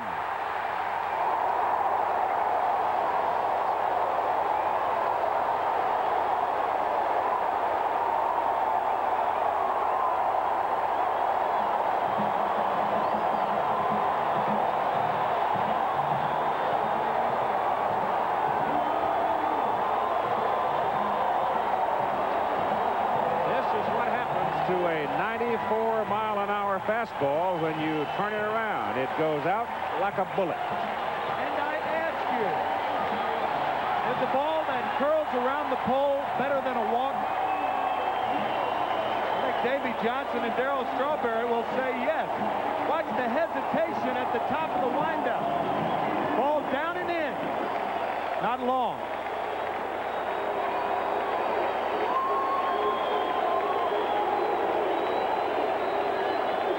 It was, he knew it was gone. It's just a question of whether it stayed fair or not. It was hooking in a hurry toward that line. Just fair. And the score is tied. The first hit of the ball game for the Mets in the 5th inning. After Ryan had retired 13 in a row, and the hit ties the game.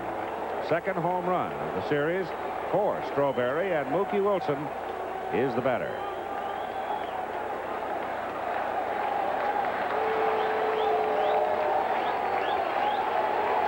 Mookie struck out swinging back in the 2nd inning.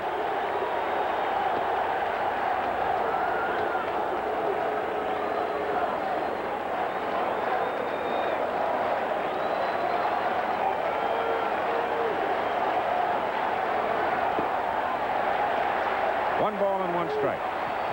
Tell you, in my opinion, that ball down and in, the most dangerous pitch to any hitter. And the reason is you don't have to have full extension when you swing the bat. All you have to do is drop the bat head on it. I've often said if guys who swung clubs didn't like balls down and in, they'd make tees higher.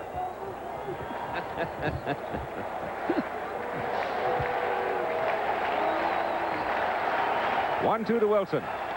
Fouled away.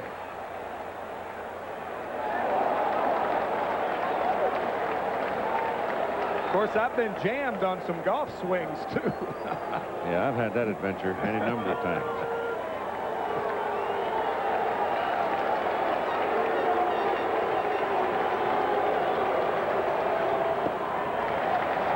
Changes up a bit, and the ball is well off the mark.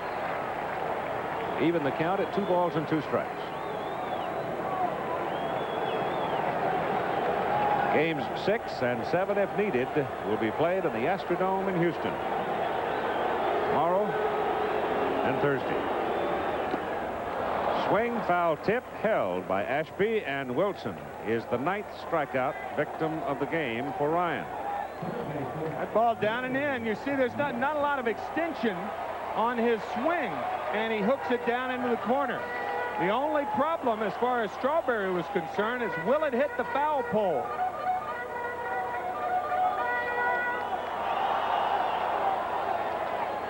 Close, huh? Oh, really was close. Now Ray Knight with 2 out, and there's a ripped foul on the left side. How about that camera work? Following that ball right down to the... To see that it was about 3 inches inside the line and hooking. Had that been at the Astrodome, that would not have been a home run. It's 338 down the line there, right, and that would have been the difference. Of course, it's 338 down the line here at Shea, too, isn't it? Yep. Maybe they got a wider foul pole. Outside. 1 ball and 1 strike.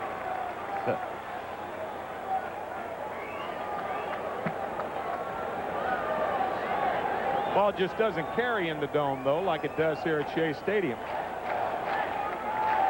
has turned out to be a nice day. Yep, it has. Comes inside tonight. Misses there to make it 2-1.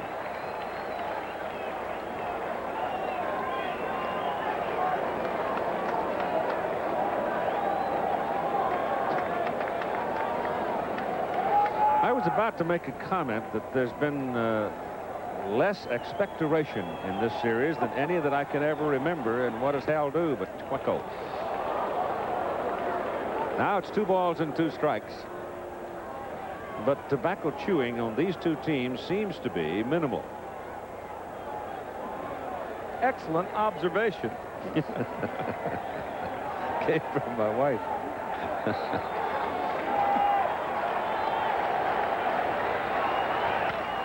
Sharply hit, but right at the shortstop, Craig Reynolds.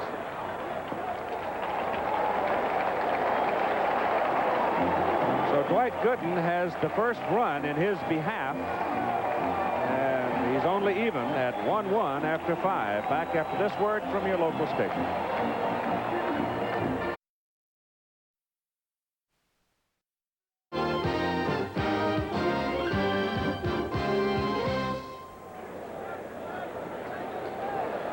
We move to the top of the 6th inning now at a 1-1 ball game. Strawberry's home run off Nolan Ryan tying it up. And now Dwight Gooden ready to pitch to Glenn Davis, Kevin Bass, and Jose Cruz.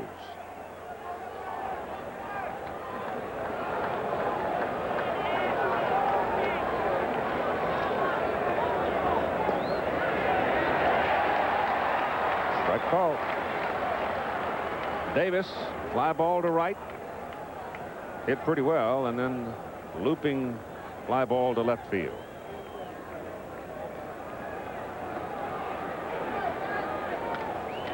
That's foul back.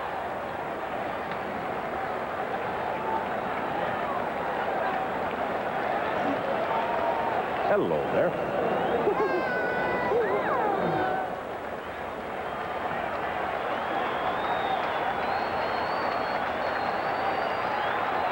Two strikes on Davis. A 1-1 ball game, top of the 6th inning. Game 5 of the National League Championship Series, and the series is all even at 2-2, and this is a bouncer out to Wally Backman.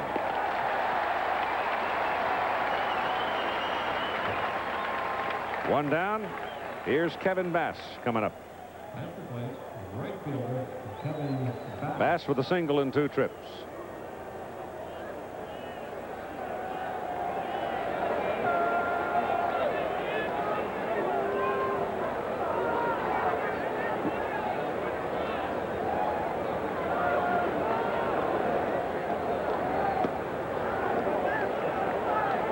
Away.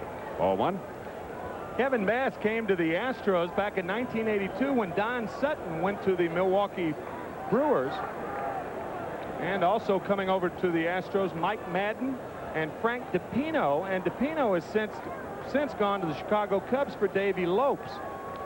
So a good deal for the Astros. 2-0 now to Bass. Don Sutton, on the other hand, has gone on to win over 300 ball games in the last, of course, not in the last 4 years, but to extend his record to over 300 wins. But not with the Brewers. He did not fare well with the Brewers. Now Gooden now goes high and wide again, and he's behind at 3 balls and no strikes on Kevin Bass. Kevin has told us that he was very much influenced by Cecil Cooper, the fine first baseman of the Milwaukee Brewers. And the way he leans on that back foot, similar styles as Cecil Cooper. Brings that one in. 3-1.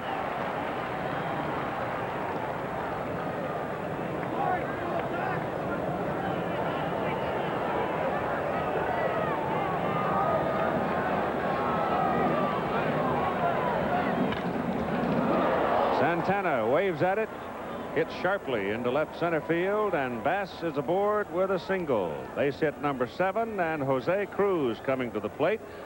And we'll bring you now Jim Doc Ewell with this melody. Here's left fielder Jose. Hey, Cheo, Cheo Cruz, the Astro man. Hit the ball, run all the way around. People in the stand just a jumping up and down. Pitcher on the mound just a kicking at the ground. Hey, Cheo, Cheo Cruz, the home run man. Doc, 25 years with the ball club. Been with him from the very beginning. Oh, what a great little ditty that Doc wrote, he said, when Cheo was in a slump this year. And he said he went out after he wrote it and sang it in the trainer's room, and Jose hit a home run and started tearing the cover off the ball. And Jose at the plate, 1 for 2 on the day with 1 out and Bass on first base in a 1-1 ball game, and the pitch is high and tight. I thought it was funny when you were taping it while it was pouring down rain yesterday, and Doc didn't want to quit. He wanted to sing all afternoon. That's right. He had several more he sang for us.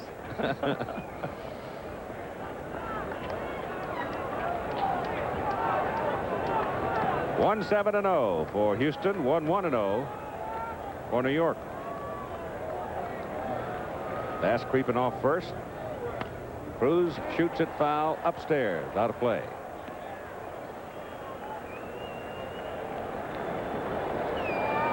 Jose's brothers Heidi and Tommy live in Puerto Rico. Along with Jose, they now are making uniforms, in the business of making uniforms for sports teams. And they're also probably one of the reasons he plays winter ball every year, because they con him into it. They won't let him sit around the house. Played winter ball for 16 straight years. The 1-1 pitch. He was late on it. Snap throw to first. Bass is back. Also around the dinner table, if you say pass the potatoes, Jose, 8 hands reach for the potatoes. Jose Cruz has 3 sons named Jose.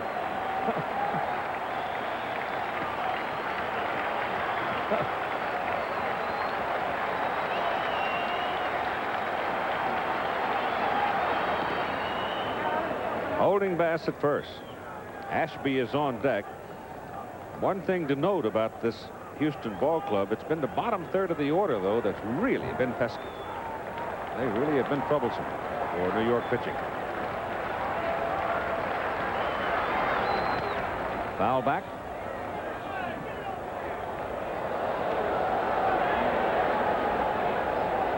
The key 2-run homer by Alan Ashby in Sunday night's game. Dickie Thon hitting 8, hit a solo home run. Craig Reynolds is 4 for 7 in the series, batting out of the 8 hole to reinforce that point of yours.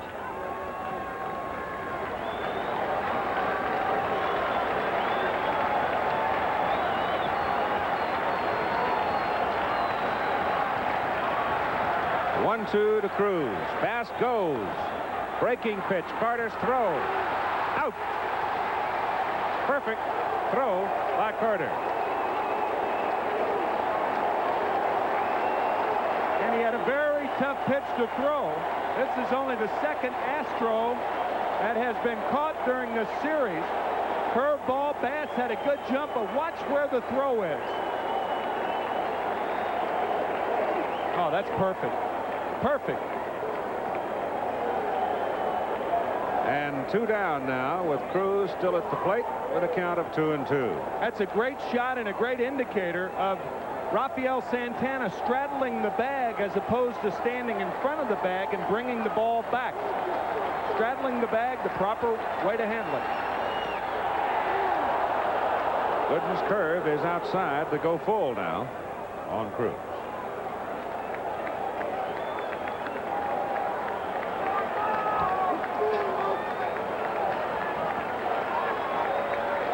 The game is in the top of the 6th inning. 1-1 tie.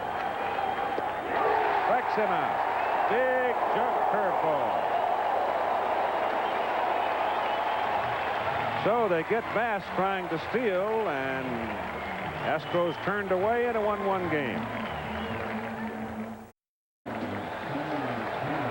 The most watched pair of hands in baseball right now belong to Mike Scott. He can't even put him in his pocket without somebody watching. That, of course, gum wrapper. That's, I guess that type of paper is called a de-scuffer.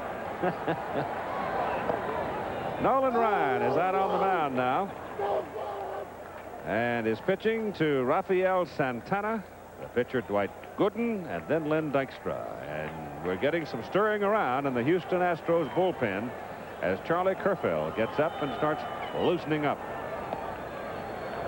And Noli misses inside. 1 ball and 1 strike to Santana. That's big, Charlie. I don't know if we've got it up or handy or can show it to you, but the behind-the-back catch he made the other day was absolutely hilarious. Off Gary Carter. Carter almost dehorned him, and he flagged it behind the back, gave him a big point. And away he went.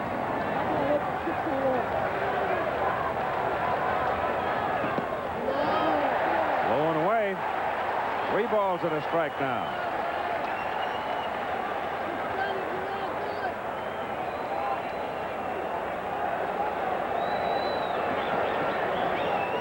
One of the reasons Kerfell is up is Hal Lanier may be more inclined to go back to that 100-pitch limit with Nolan Ryan. Outside corner, and now it's a full count, 3-2.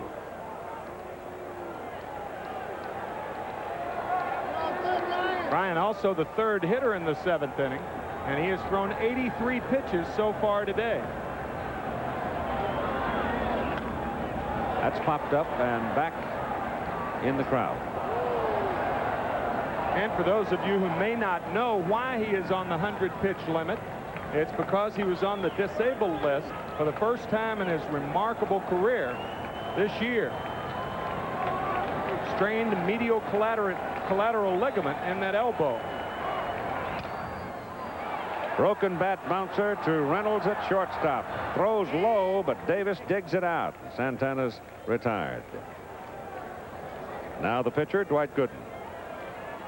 Now batter, the next pitcher, Dwight Gooden.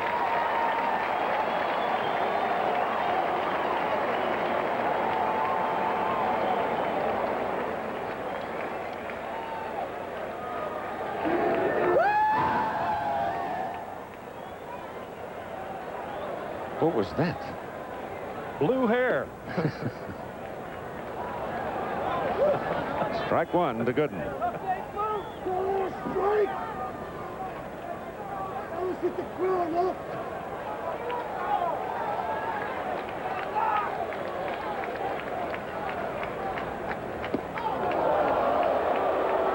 Bends him away.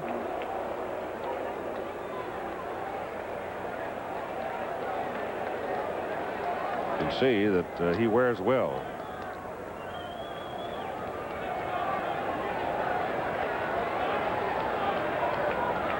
A 1-1 pitch, 2-1. Gooden had 21 hits for the Mets last year. He did not fare that well this year, only 7 for 81.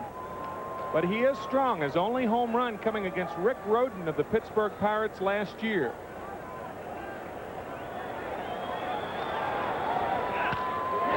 Ball hit to right. Bass almost coasted too long because it started sinking on Kevin, and he had to turn it on a little bit and catch it knee high. So Dwight almost had himself a base hit. Now it's Lynn Dykstra, top of the order.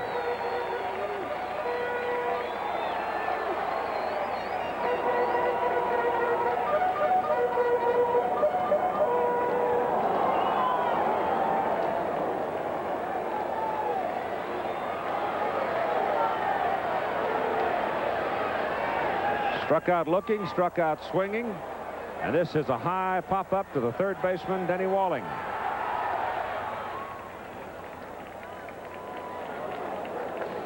So Nolan Ryan gets him in order in the bottom of the 6th, and after 6 at Shea Stadium, a 1-1 tie. This ABC Sports Exclusive is being brought to you by the Heartbeat of America, today's Chevrolet.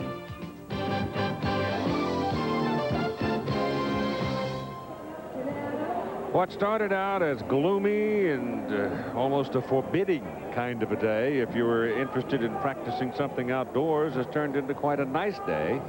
And this will wind up the 3 games at Shea Stadium, and we're off to Houston, back to the Astrodome, where Bob Ojeda will face either Bob Knepper or Jim DeShays in Game 6 tomorrow at 3 Eastern Time here on ABC.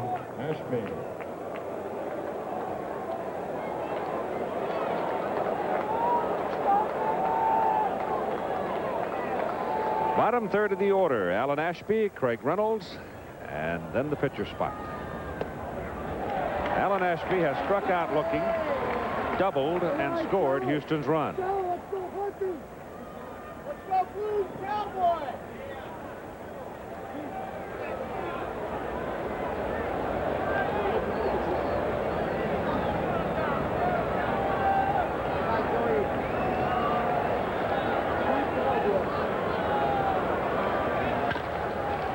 Second baseman Backman. One out.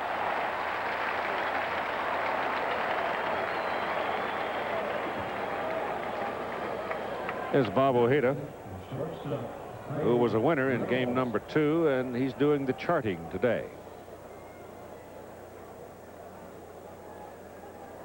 One of the reasons Ojeda has been so effective this year is he has been thrown in with a lot of hard throwers. Ron Darling, Dwight Gooden, Sid Fernandez, and Ojeda the perfect complement for those types of pitchers.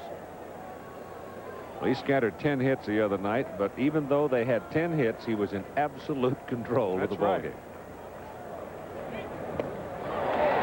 Reynolds swings and misses on a big jug curve, and Ryan has come out and swinging the bat. So unless Reynolds produces a scoring opportunity here for Houston, I would say Nolan will take his swings. Yeah, even if Craig gets a single, I would imagine Hal Lanier will leave Ryan in to bunt him over. However, if he gets a double or a triple, it might be a pinch hitter for Ryan. Yep. Kerfeld now has slowed down in the pen. Ryan ready to stay as Gooden goes again with that change curve and doesn't get it. 1 ball and 1 strike.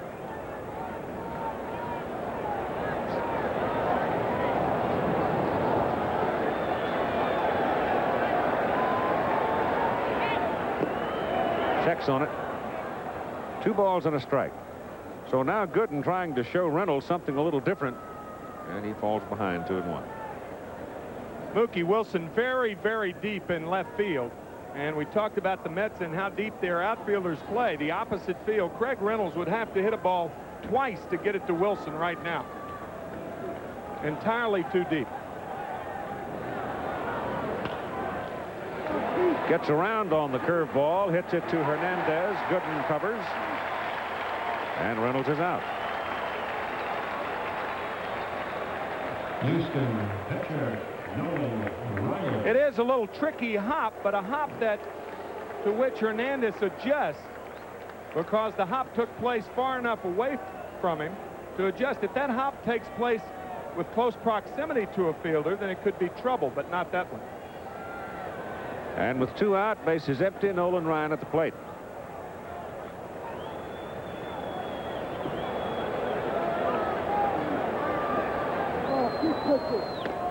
High.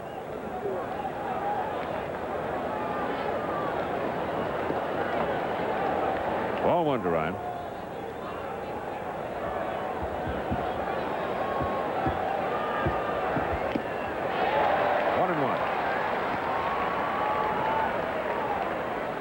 Wasn't a bad cut on that high fastball. Gooden, one of the few pitchers, however, that's easier to handle when his ball's down in the strike zone.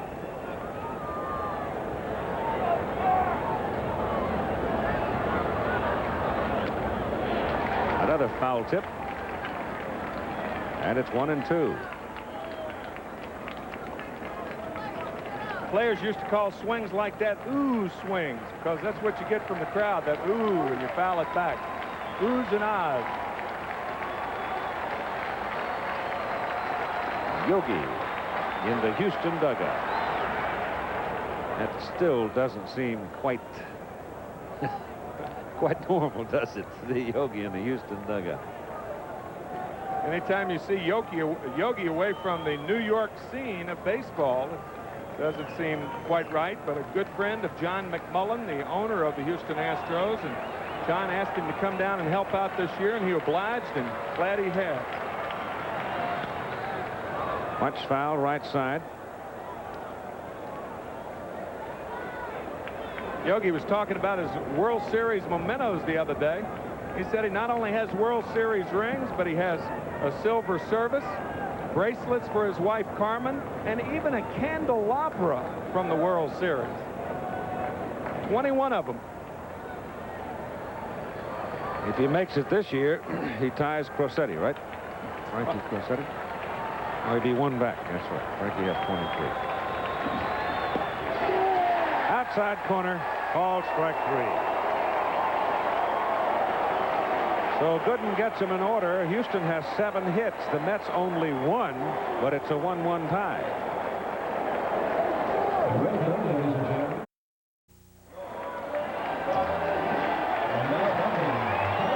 We move to the home half of the 7th inning of play in a 1-1 ball game in Game 5 of the National League Championship Series. Game 6, American League, coming up tonight from Fenway Park in Boston. Angels leading that one, 3-2. And the optimistic weather forecast now appears that they will be able to get the ball game played. Wally Backman, Keith Hernandez, and Gary Carter to face Nolan Ryan. Outside corner, that running fastball. Look how close Glenn Davis is at first base and Denny Walling at third base. Glenn Davis assuring himself he will not be burned again with that bunt as he was in Game 3. That was when Scott ran over Backman.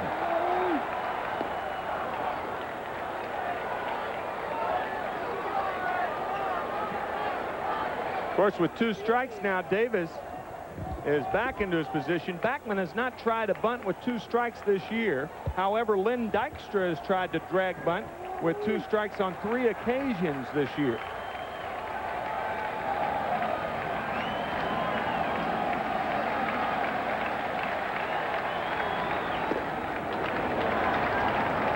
One and 2 to Wally Backman. Struck out looking, and a fly ball to left field.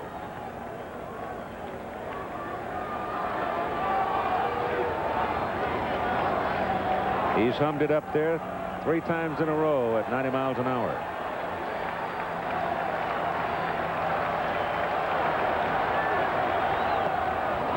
And that'll be 4 in a row as he strikes out Wally Backman for the 2nd time today. And you could, excuse me, Keith, you could clearly see that Alan Ashby gave that sign, the 1 finger and in the circle, and the ball went away from Wally Backman. That is that unusual movement on that pitch that we've been talking about. And that's strikeout number 10 for Ryan. No one has done it as many times as Nolan Ryan. 4,277 regular season games, or regular season strikeouts. Tried the curve there and did not have it. Ball 1 to Keith Hernandez. Gary Carter is on deck. Darryl Strawberry's home run just barely fair. That's the regular fastball away. That ball stayed up on a regular plane. The one to Backman kind of tailed out of the strike zone. And that's when Ashby puts down 1 and puts his finger in a little circle. Pretty hard to be pitching a 1-hitter in the bottom of the 7th inning and be tied. 1 base runner in the ball game for the Mets. Right. That's the regular fastball away.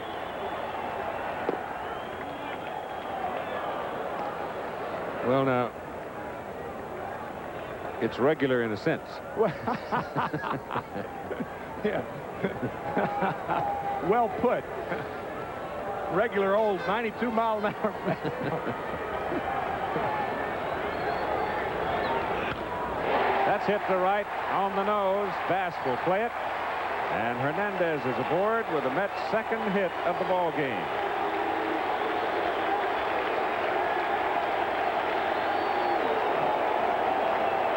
That fastball in the identical spot as Darryl Strawberry's home run, down and in. So the Mets have two hits today, 1 a home run. Both pitches were down and in. And I won't be surprised by what the Houston pen starts stirring. Charlie Kerfeld is getting up one more time. Won't take him long because he's been up before.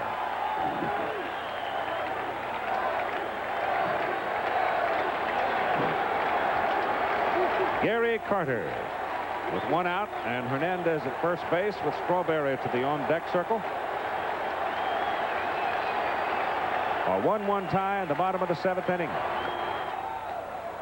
And Carter falls down, rolls over, and fouls it off.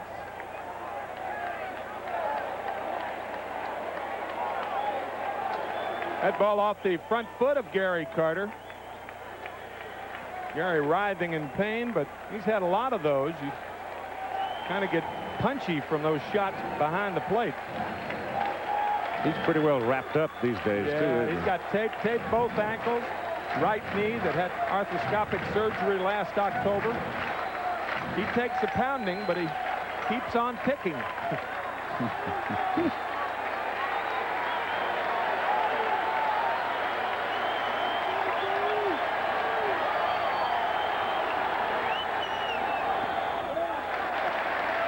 Just low. A lot of times you can tell, even when a hitter takes a pitch, that he's struggling. And you could tell by the way Gary Carter took that pitch that he's really unsure of himself at the plate right now. Off balance.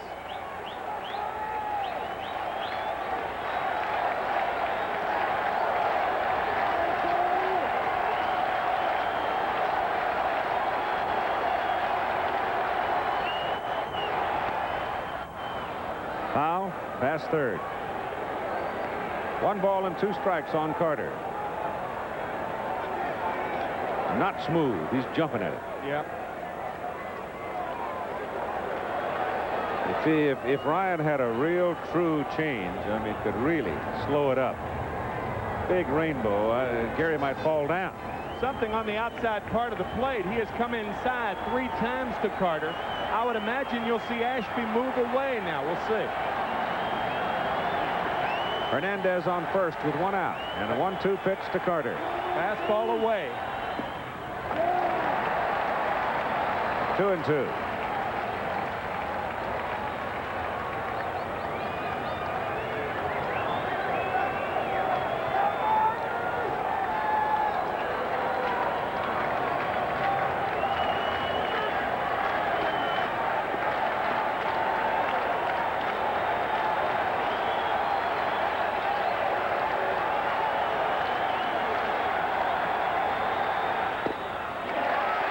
Almost got him to bite.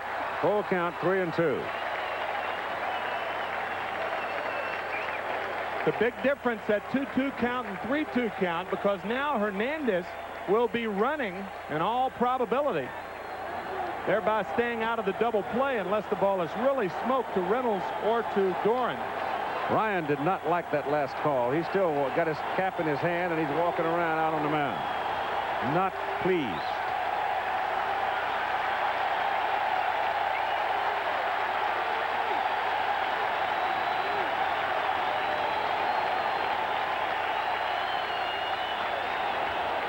High, towering, way up, Papa, mile high.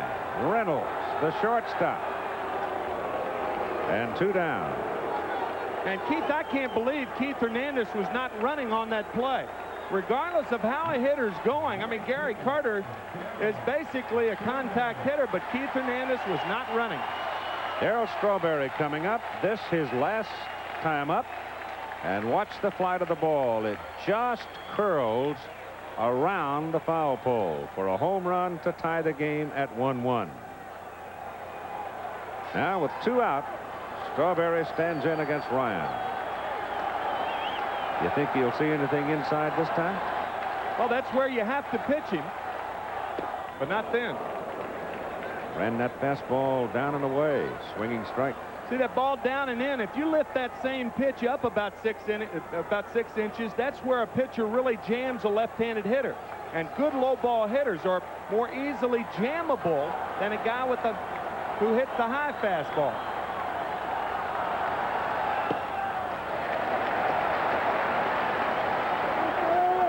Ryan bobbing his head, talking to himself, fussing a little bit now. Kerfeld is up. But right now, not throwing. He's a spectator. He's throwing easily once in a while to stay loose. He's all loaded up, though.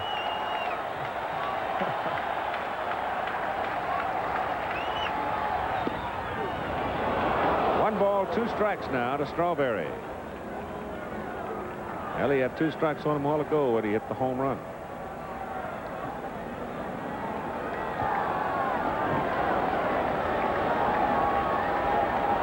Not bad credentials for a young player.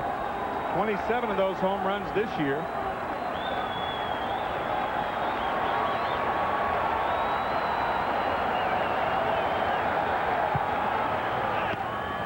High in the air, coming back out of play. There was that running fastball again. The reason you can jam low ball hitters is it doesn't take as fast a bat to hit a low pitch as well as it does a high pitch. When you're trying to hit that high pitch, you have to be a lot quicker than you do when you hit the ball down in the strike zone.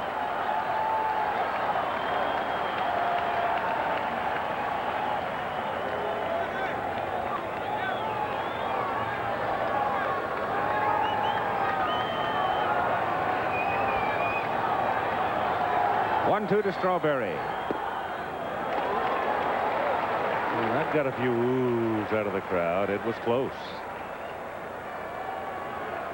But Joe West didn't give him the call, and that's the second time in this inning Nolan's been prowling around the mound.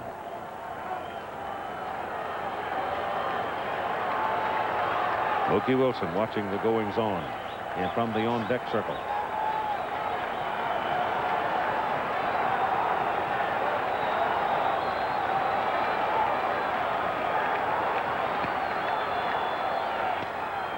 Foul ball, left side. Never did get everybody in the stadium today. There's quite a few empty seats about.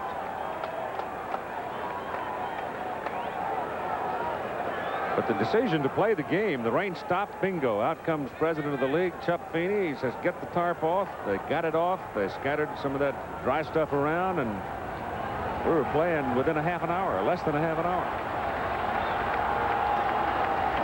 The weather's gotten better and better and better.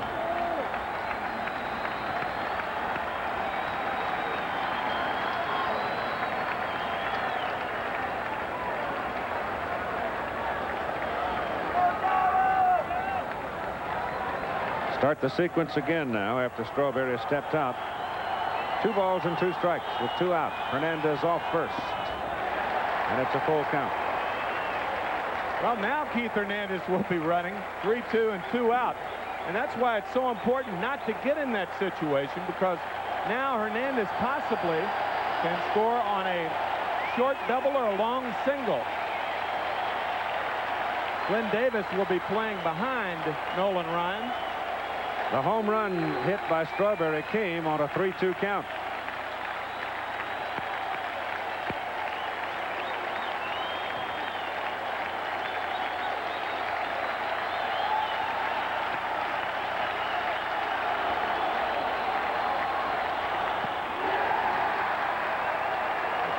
Ryan again now showing some frustration on the mound as he walks Strawberry, and Hernandez goes to second. He may have hurt himself with that pitch, and that might be the reason he has been walking around the mound. Some strange signs out there. Of course, that elbow has given him problems all year, on the disabled list 2 times. Let's see if we can pick anything up with this pitch. Oh, yep, that elbow, you can see him writhe in pain.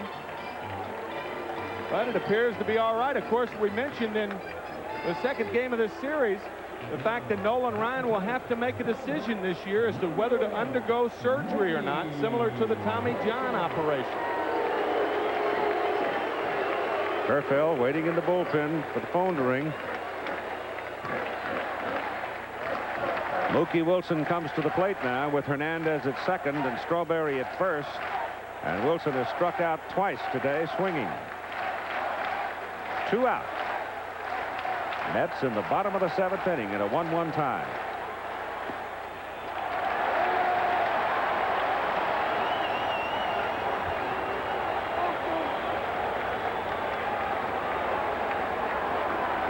Well, he's been out there a goodly part of the time now over the last 6 pitches.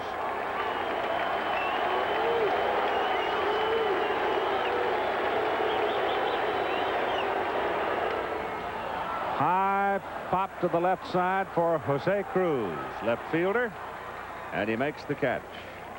And so the Mets threaten in the bottom of the 7th, but they are turned away, stranding 2. And after 7 complete innings, we are still even at 1-1.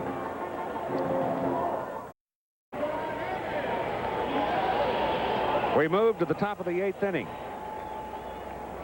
Nolan Ryan, coming off the mound after that last inning, seemed to indicate some discomfort, but I don't know whether it was just frustration or not. But I think it's worth noting, Tim, that he has thrown 113 pitches in this ball game. And in no time since June 2nd, when he went on the DL with that strained medial collateral in his right elbow, has he thrown over 100 pitches. Dwight Gooden, on the other hand, as he faces the top of the order for Houston in the top of the 8th inning, has thrown only 88 pitches. I'll tell you, Keith, as much as anything, I think this ball game and this series so far has shown how evenly matched both these ball clubs are. Doran puts it on the ground. Past Gooden. First baseman Hernandez covering. Nobody at first. Gooden late getting there. Thought perhaps he had a chance to make the play on the ball and did not. And it's base hit, Bill Doran. This is an absolutely perfect bunt.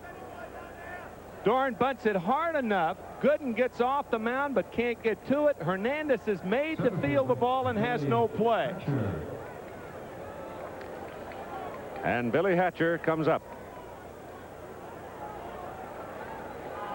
Now Hernandez will go in and tell Gooden one of 3 things. He'll say, when I break, count 1001 and throw home. That'll give me a chance to get closer to the bunt. Or when I break and come back, throw over to first base 1 or 2 times. The third thing is when I break, step off. And that prevents that runner from taking off the same time Hernandez does. We'll see which one is in effect right now. Hatcher has had his conversation with Dennis Menke, a third base coach. Bill Doran now healthy after a severe groin pull. Good speed on first base. And you saw Hernandez take 1 step in and then break back.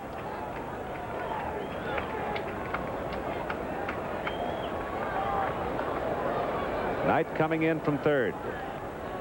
The second time. That holds the runner at first base and prevents the runner from taking off with Hernandez, because if Hernandez breaks toward home, there's nobody to cover first base, and a good base runner will take off at the same time. But popped back over the screen, foul, and Hatcher has to sit down, protecting himself from a fastball that ran in on him. That's the old Casey Stengel theory in bunting situations. When a hitter squares around, throw the ball high and tight. I think Gooden did it inadvertently more than anything else. That was just a high fastball.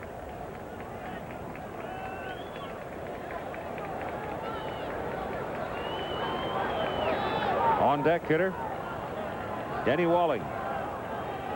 Leadoff man, Doran, off first base. And chase back.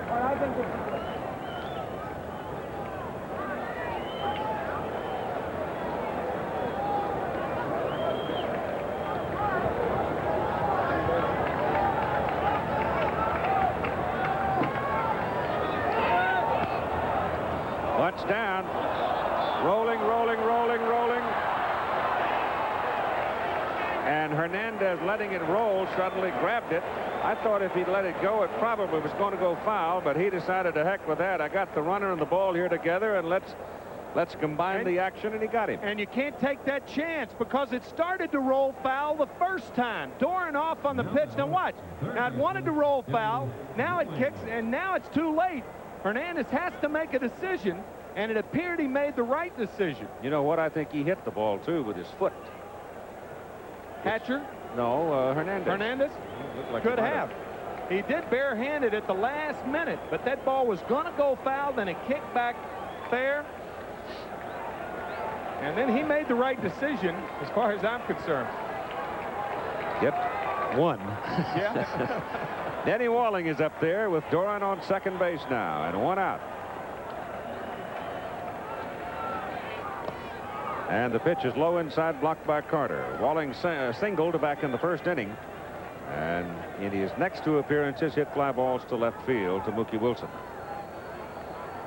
The Mets are in a situation where they do not have to pitch to Denny Walling. First base is open. And what that means is you're really never in the hole. You can throw him breaking balls behind in the count, and if you miss with them, so what? Teresa Walling there.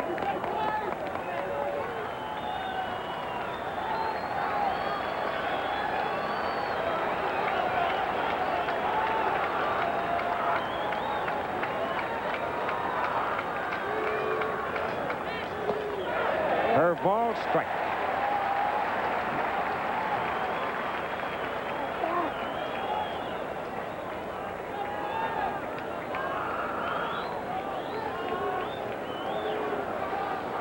Glenn Davis on deck. 1 out, 1 on.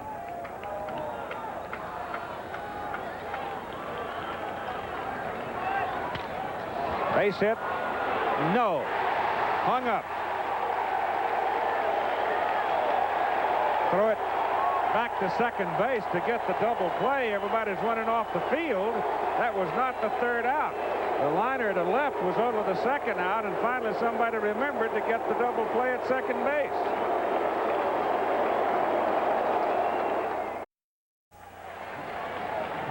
Let's go back now to the end of that inning. Walling at the plate. He hits this liner, and it looks like it might sink, but it doesn't. It stays up. Everybody's running off the field. Bill Doran, in the meantime, is way around third base. And now Mookie Wilson flips the ball into the shortstop at second base to complete the double play. And Doran hangs his hat and goes into the dugout. Hangs his hat with his head in it. Yeah. As a matter of fact, with Mookie Wilson catching that ball eye high, that wasn't a shoestring catch or anything like that. He caught that ball eye high, and that's the reason that it was a what could be a very big mistake for the Houston Astros.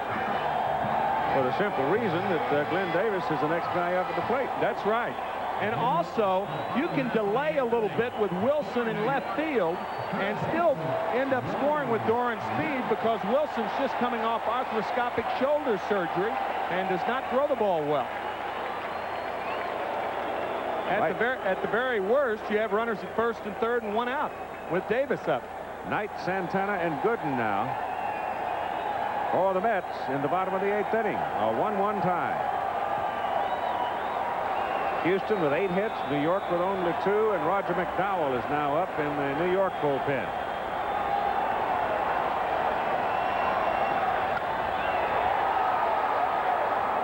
Kevin Bass drifting back in right field makes the catch. 1 down. There's Nancy. Frustrated a bit over her husband's fly ball to right in a tie ball game. And here's Rafael Santana coming up now. Hitless in 2 trips today. Nolan Ryan still out there.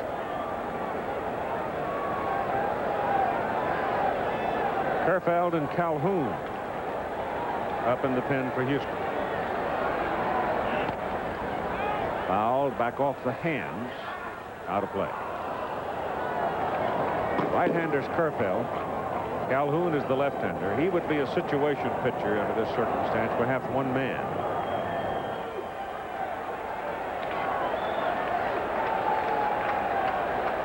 One strike on Santana.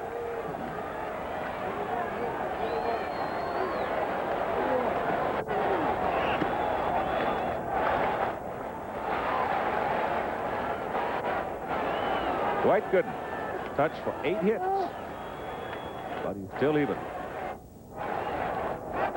Loading up the bat. McDowell might get a call here for his 2nd appearance in the championship series.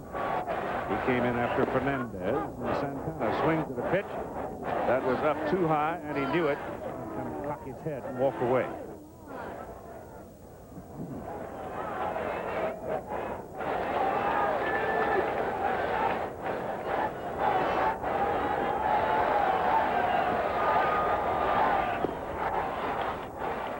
That's 11 strikeouts in the ball game for Nolan Ryan. And 2 down. Mets pitcher.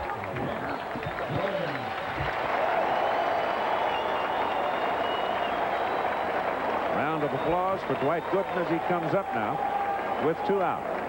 I never will forget a remark by Johnny Keane, the manager of the Cardinals, after the '64 series when Bob Gibson threw over 150 pitches and beat the Yankees 7-5. Well, Bob went out after Phil Lentz and Clete Boyer hit home runs, and he asked Bob, he said, "How do you feel?" And he said, "I'm fine." And so Johnny went out, and Bobby Richardson popped up to Dal Maxwell, and the Cardinals won the series. And after the game, Johnny Keane said, "I had a commitment to his heart." And I think Hal Lanier has a commitment to Nolan Ryan's heart in this ball game. that's a high pop to the right side. Second baseman Bill Doran has the beat on it, and the side is retired. So Ryan gets the Mets in order in the bottom of the 8th inning. We're all even. 1-1, headed for 9. When these two pitchers first came out in that first inning, Tim McCarver, and off their performance in the first inning, and we suggested we might have a low-scoring ball game, and we're even at 1 going to the 9th inning. Good suggestion, huh? Now we've got power against power. We've got Gooden, who is settled down and is pitching a very strong game, even though he's given up 8 runs, but now he faces Glenn Davis in the top of the 9th inning. Well, Glenn Davis, as we said, his first 2 times up in this ball game, he was locked in, and in my opinion, the most lethal hitter on either ball club right now. So we'll see what happens. Top of the 9th inning. 1-1 tie in Game 5 of the National League Championship Series, with the series even at 2-2, and the two teams headed for Houston and the Astrodome right after this one is complete. And again, the weather looks pretty good in Boston when we last heard, and it looks like they'll be able to get Game 6 in at Fenway Park tonight between the Angels and the Red Sox. Al Michaels and Jim Palmer up there, along with Chuck Howard, Chet Forty, and all of our folks, having made the transcontinental trip yesterday. Davis, Bass, and Cruz against Gooden. Starts him with a curveball and misses. Ball 1. I don't think Dwight right here wants to get into a power contest unless he has to. Nope.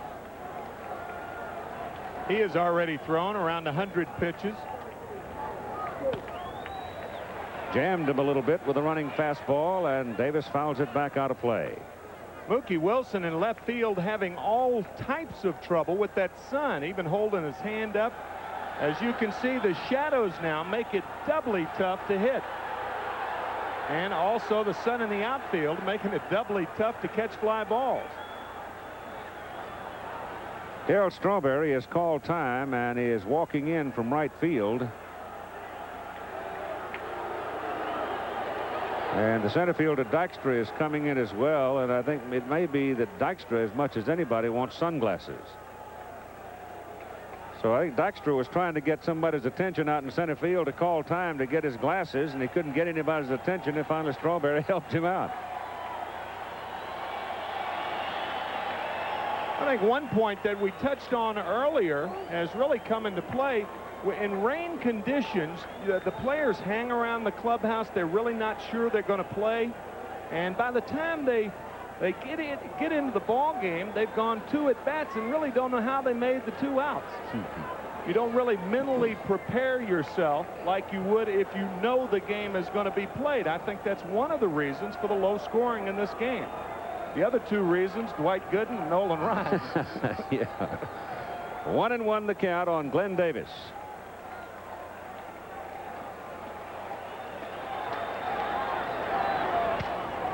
Did not get all of it. Broke his bat, and the shortstop Santana makes the catch for out number 1. And Dwight breathes a bit of a sigh.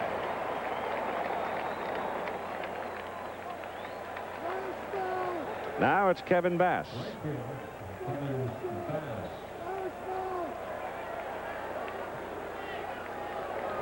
Dave Smith is now up in the Houston pen.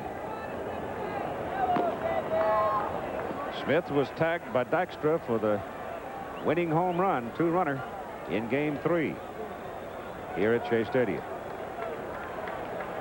A game in which Houston had a 4-0 lead going into the 6th inning. Pitch is inside to Bass for ball 1. Kevin has 2 singles in today's game.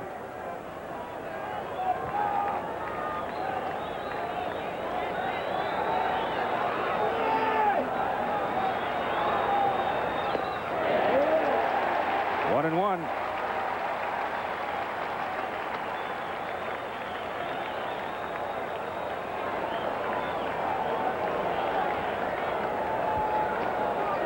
He's hit Dwight pretty well all year. He had a home run against him July 4th.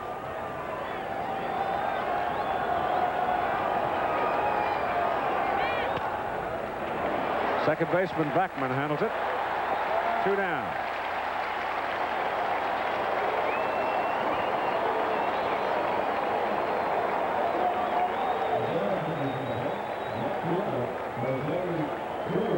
And now Jose Cruz to face Gooden.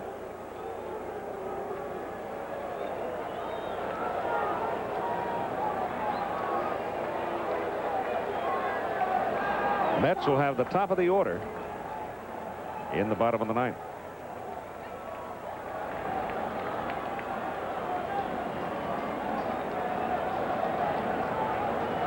Jose Cruz, one of the few left-handers around who's a good high ball hitter. Little outside. And Gooden, his most effective fastball is the fastball upstairs. Ball 2.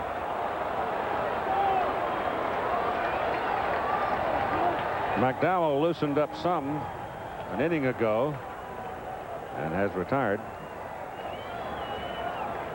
And the pen is quiet on the Mets side. Smith and Kerfeld stay up in the Houston bullpen on the left side. Jose sort of bobs his head and says that was one I should have jumped at. But he didn't, and it's 2-1. A pretty good pitch. Yeah, it was on the outside part. 3-1. In order to pull a ball effectively, generally speaking, hitters like the ball on the inside half. That's the ball you really hammer. Your 2-0 and 3-1 situations where you want to really be selective. If the ball's right in that little zone, that's your power zone, go to hacking. To left for Wilson. Gets a break here because the sun behind the cloud and makes the catch to retire the side. So to the bottom of the 9th inning, a 1-1 tie. Back after this commercial message and a word from your local station.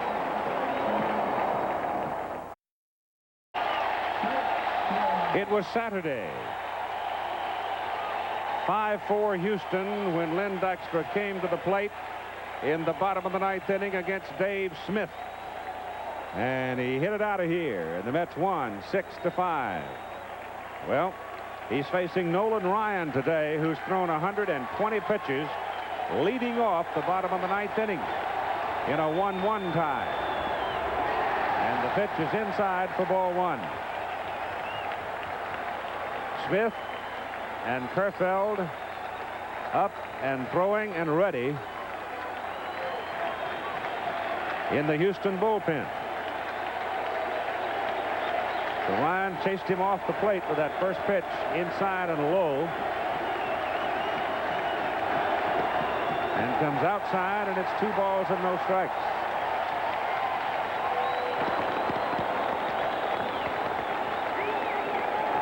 I'll tell you, Terry just about jumped out of the ballpark the other day when he hit that home run, and looks like she's wound up again today. 2-1. And they're taking the bunt away from Dykstra. Glenn Davis and Denny Walling on the corners.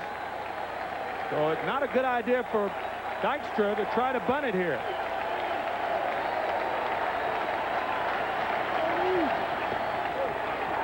Strike 2. 2-2. He is struck out looking, struck out swinging, and popped out to the third baseman, and Hal Lanier talking to his defense. He wants Glenn Davis to play closer to the line, not on the line, just closer. Walling backing up at third now is off the grass and even with the bag.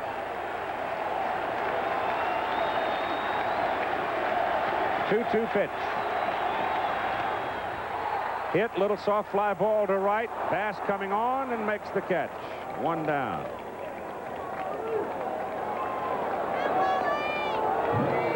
Second baseman, Wally.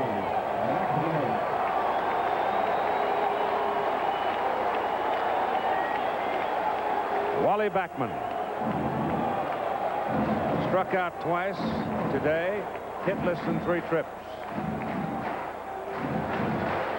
Again, the threat of the bunt here with Backman. So the corner people move in. Davis at first, Walling at third. And the pitch is high and away.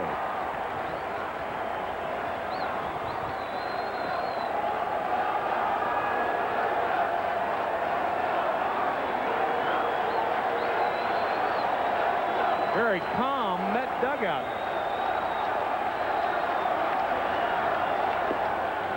One and one.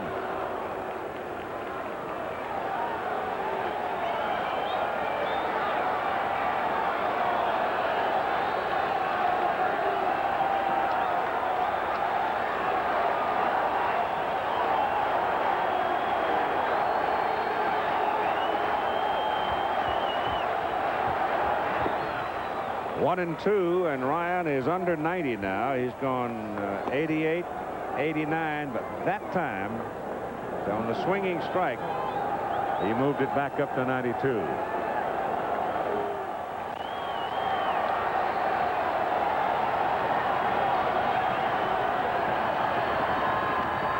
Now,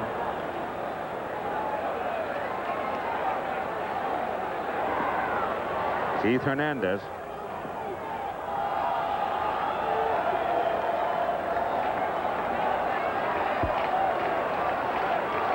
Extra lead. Fly ball to right. Bottom of the 9th inning, a 1-1 tie in Game 5 of the National League Championship Series.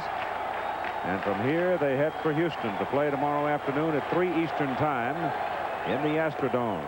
Swing and a foul tip held by Ashby, and that's strikeout number 12 for Nolan Ryan.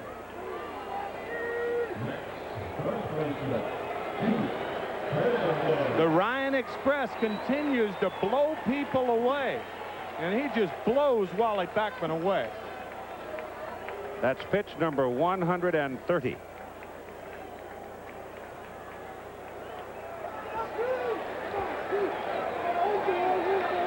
Now Hernandez with 2 down. Carter to the on-deck circle.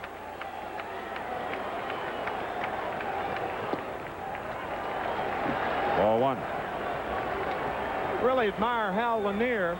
For the first 2 hitters, Len Dykstra and Wally Backman, he was not playing his defense on the line, but now down at first base, Glenn Davis is on the line with Keith Hernandez, a guy who is much more of a pull hitter than Dykstra or Backman. Lanier not following the traditional line of managers by just putting guys on the line with no reason whatsoever. 2 balls and no strikes to Hernandez. Ruth's watched a lot of them, hasn't she?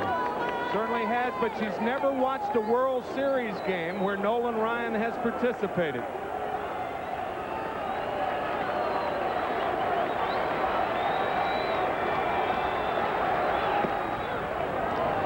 There's a strike, 2-1.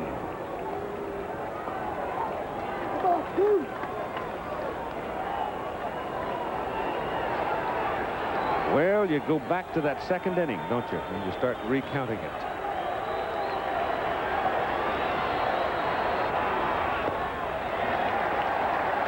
Pitch is high and away. It's 3 balls and a strike to Keith Hernandez. Ryan was in relief in that 6-9. Yep, that's right. We're not sure the roof was there. Yeah. No, we're not, but that was the only World Series that he participated, but that was before he was established as a star in the Major League.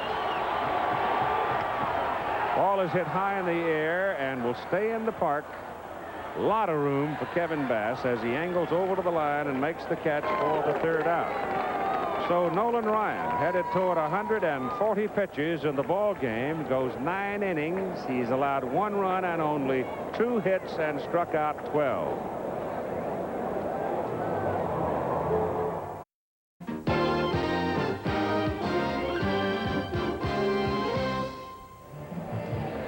Nolan Ryan in the Houston dugout, and you have to have the feeling that he's gone after pitching 9 innings. He threw 135 pitches, allowed 2 hits, one of them a home run by Darryl Strawberry. And he sits there now, puzzling over things, hoping his club can come up with something here in the top of the 10th inning against Dwight Gooden. Certainly has thrown his last pitch of the 1986 season, more than likely. And maybe his career if he opts for surgery this winter. One never knows. Unless, of course, they win this series. Yeah, that's right. Yeah. Ashby hits it sharply at Backman, the second baseman, and he throws him out. Backman's been busy today.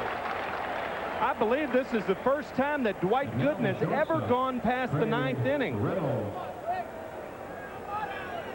All right, we're watching to see who comes out for Ryan's spot, and it's Terry Poole.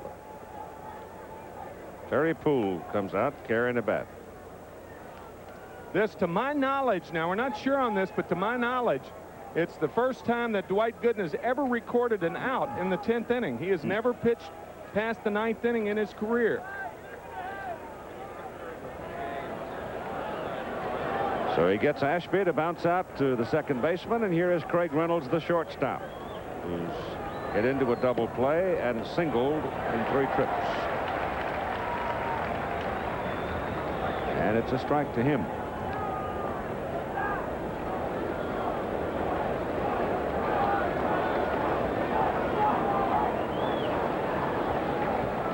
Nobody in the Mets pen.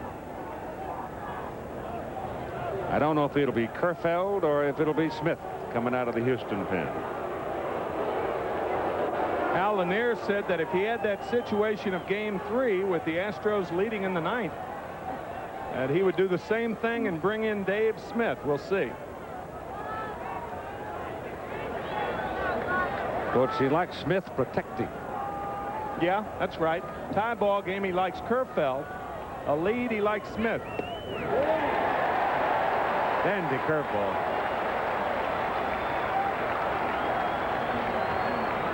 Strike 2 on Craig Reynolds.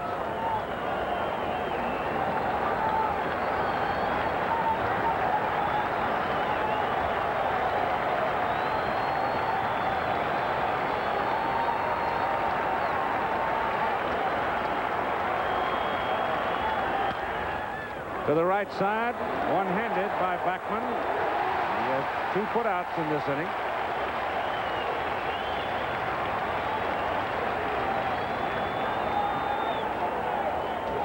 Your attention, please. For the Astros, batting for pitcher Nolan Ryan, number 21, Terry Poole. Backman's had the ball on his side 8 times today. Major league record in a 9-inning ball game. Of course, we're in the 10th now, but the major league record is 12, held by many second basemen, 12 assists. Terry Poole now steps in.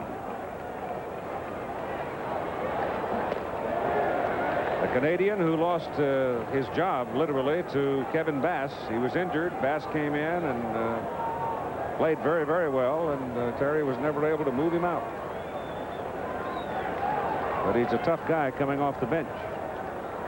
2 out, nobody on in the top of the 10th inning. Gooden's curve now is wicked.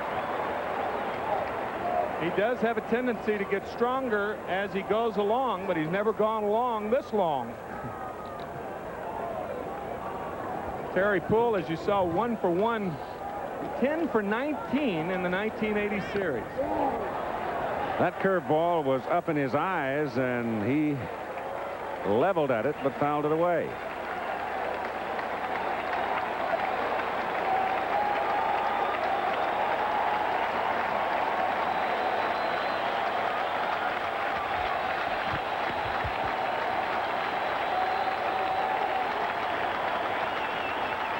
A 1-1 tie in the top of the 10th inning. Over the pitching mound, out toward center field, flagged by Santana, stopped by Beckman, Pools aboard, base hit. And stepping up, second baseman, Bill Doran. Santana gets to it, might have had a play. Maybe. But Maybe. Santana is too far toward third. Of course, you can't be everywhere. No. Bill Doran. He's the top of the order now with 2 out and the Poole at first base.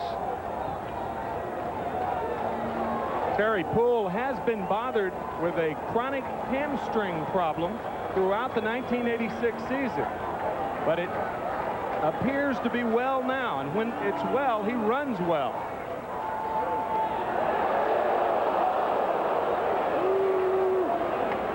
Bob Nepper and Bob Ojeda scheduled for Game 6 in the Dome tomorrow afternoon at 3 Eastern Time. They're left-handers.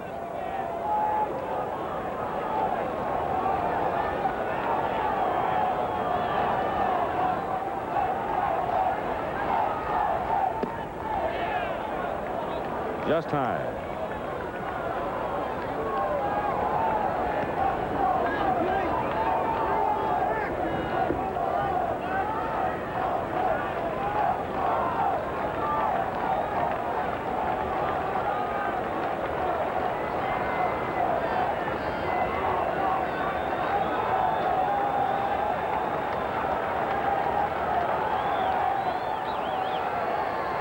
Poole edges off first.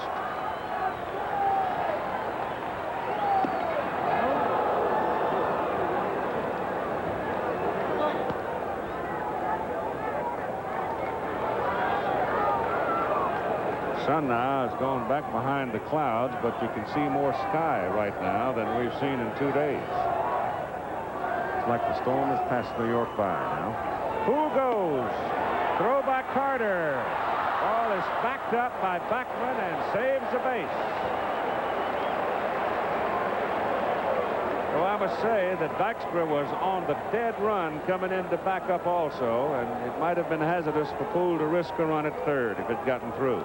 Yeah, his primary aim is just second base. That puts him in scoring position. Terry Poole, with only 3 stolen bases all year, steals a very big base here in the playoffs. Had the throw been there, he would have been out, but the throw one-hop Santana, and Beckman is backing up. And it's a 1-1 count on Bill Doran. Just up 2-1.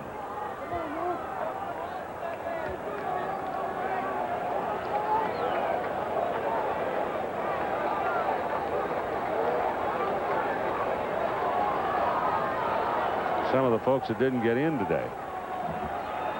Some of the folks who did get in without a seat, but plenty of empty seats. I'd have been trying to make a deal with somebody so I could sit down if I had an SRO ticket.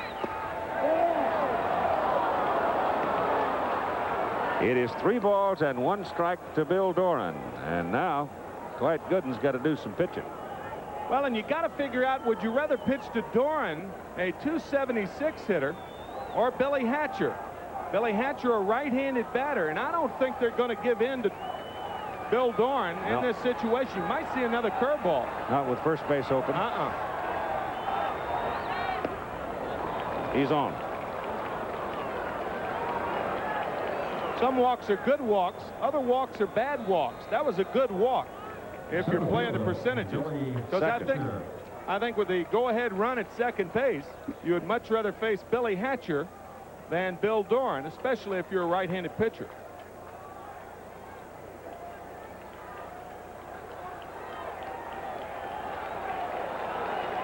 All right, Billy had a single back in the 3rd inning off Gooden.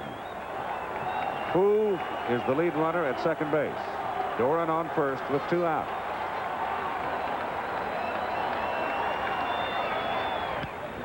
Foul back.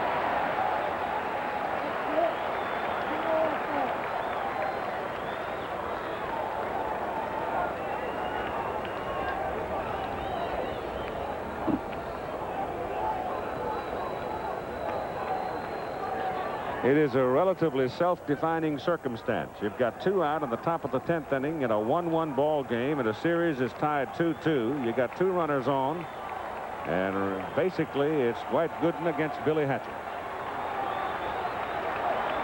1 strike on Hatcher.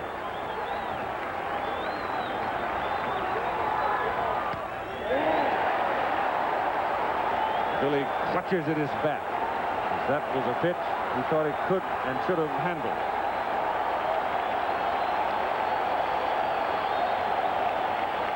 If he does hit the ball the other way, that is not his power field. Darryl Strawberry, too deep in right field. He's the opposite fielder with Billy Hatcher hitting.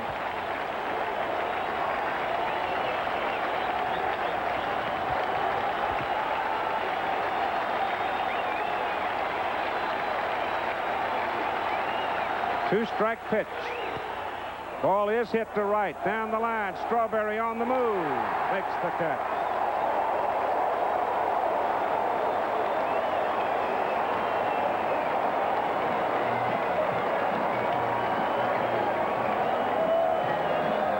The Houston Astros strand 2 in the top of the 10th inning in a 1-1 tie. And back after this word from your local station.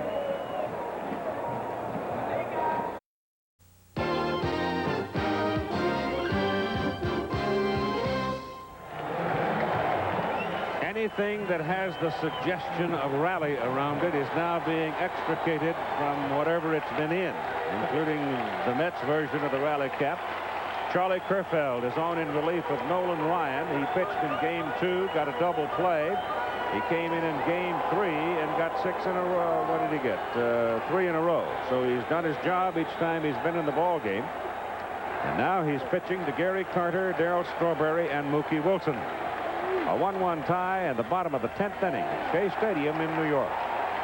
The one thing about Kerfeld, he can get very wild if the Mets allow him to.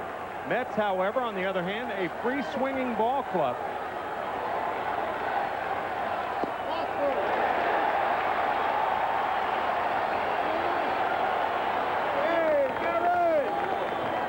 Gary Carter's parent, his father, and his wife. And a dead bat in his hand. That's a hard shot at third base. Denny Walling handles it well and throws him out. Good play by Walling, guarding the line. That's right. And with a guy like Carter, you have to respect his ability to pull the ball, and that's why Hal Lanier had Walling on the line. In the early innings, this would have been a double, and nothing is going right for Gary Carter in this series.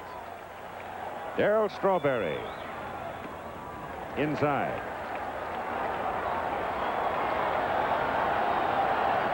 That one was a home run.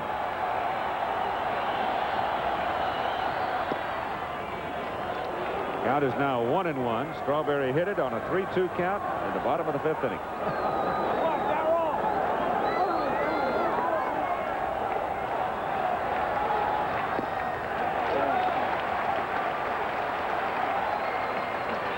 Dwight Gooden having been successful in the top of the 10th inning. Orozco is up to the bullpen for the Mets, and power against power there, and Kerfeld won it, and it's 2-2. Jesse Orozco, who has won one and has made 2 appearances. This would be his 3rd if he is summoned in. Kerfeld just wailing away out on the mound, strikes out Strawberry. Well, you saw Nolan Ryan blow Mets away today. The Mets have had only 3 base runners all afternoon and are very fortunate to be tied at 1 here in the 10th inning. That ball, he just blew Strawberry away. Davey Johnson now starting to pace some. most of the day. He's been perched over there in that one corner in one spot. Not now. Mookie Wilson, inside corner, called strike. You get a stiff neck wearing that?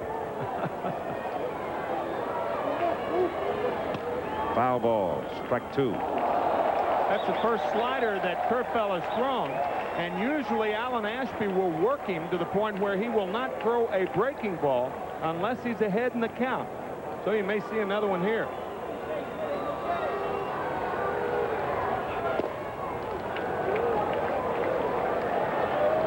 He's popping it, isn't he? He certainly is.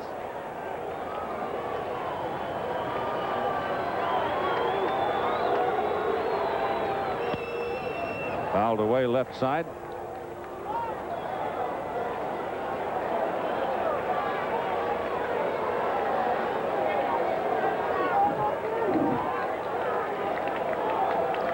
Carson City, Nevada.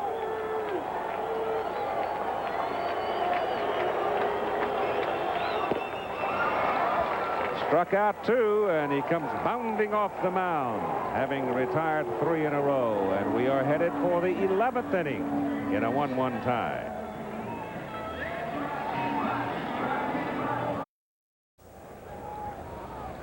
Jesse Orozco, and what he has done in this championship series. It's his 3rd appearance, but he got the win. He was the winner the other day when Lenny Dykstra hit his home run to win it in the bottom of the 9th inning. Danny Heap is now in left field for the Mets, replacing Mookie Wilson. Why would they make that change? Well, Danny Heap will bat 9th in the bottom of the 11th inning, and Jesse Orozco will be batting 6th. Orozco batting 6th, and Danny Heap will be the 3rd hitter in the bottom of the 11th inning. That's a modification of a double switch. Right. You don't make it when you're on defense. You make it when you're, well, yeah, I guess it was made when you're on defense. But not during the middle of an inning. It's made at the beginning of an inning. Surrounded that point, didn't I? A little Strauss won't hurt you.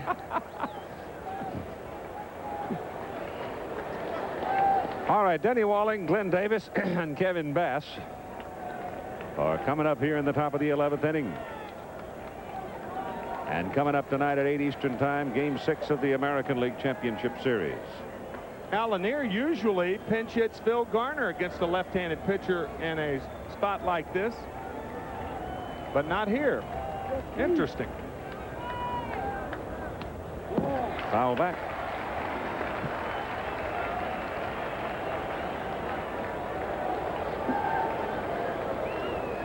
The story of the Mets relief pitchers in this series. Curveball from Orozco, and it's fouled away, and Jesse has the edge against Walling. 2 strikes.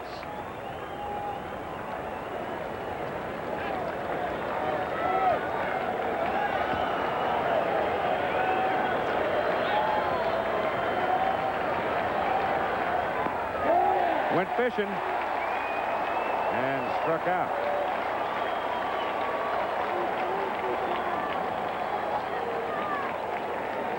Jesse Orozco, if he has that good breaking ball going for him, he can be as tough against left-handed hitters as anybody, and Denny Walling goes too far. Now, Glenn Davis.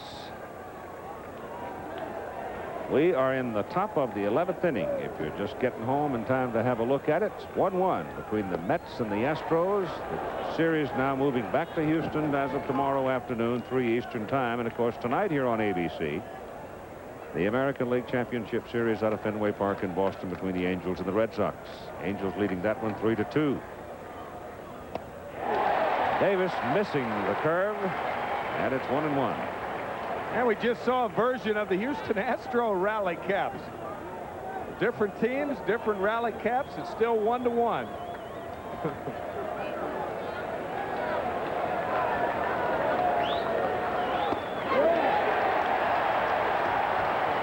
Well, that one looked like it was right down the heart of the plate.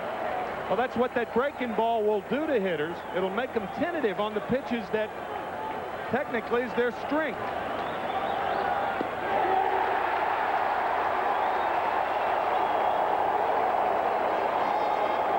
Curveball, fastball, curveball, looking gone.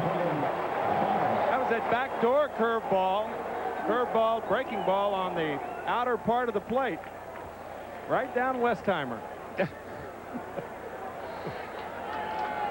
I guess I should explain that. We were down in Houston, and one of the writers suggested that Tim might be a little biased by referring to a pitch as being right down Broadway in the opening game, so we just wanted to make sure that Houston got just due. One strike on Kevin Bass, who turns around against the left turner, hits right-handed, and has more power from this side, and it's 1 ball and 1 strike.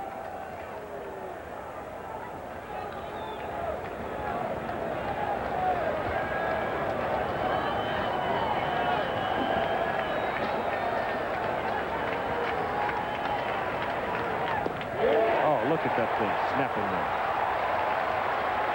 there. 1 and 2 to Bass.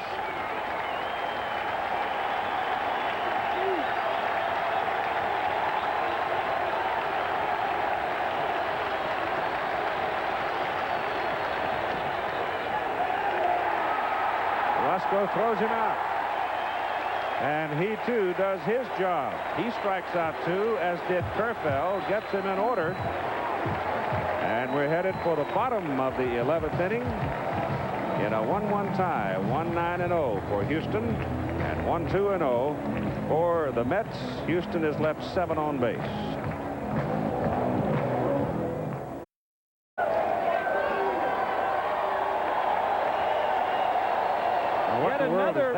Yet another version of the rally caps.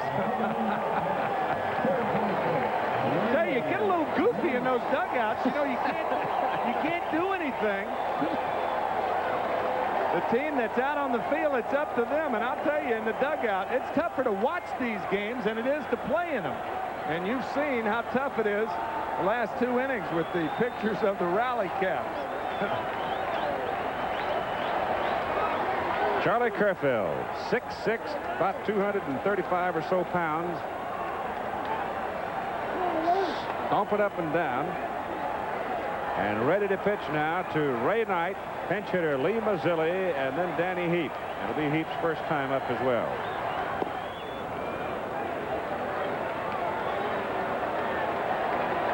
Starts him with a strike. They've handled Ray today. 0 for 3.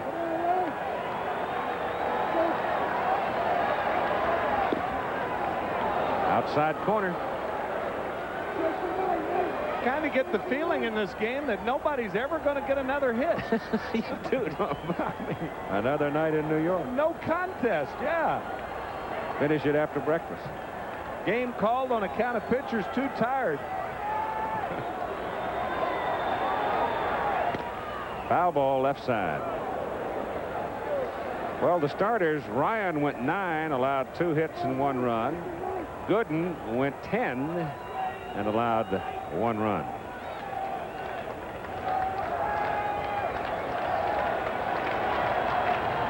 Fifth inning had all of the action today.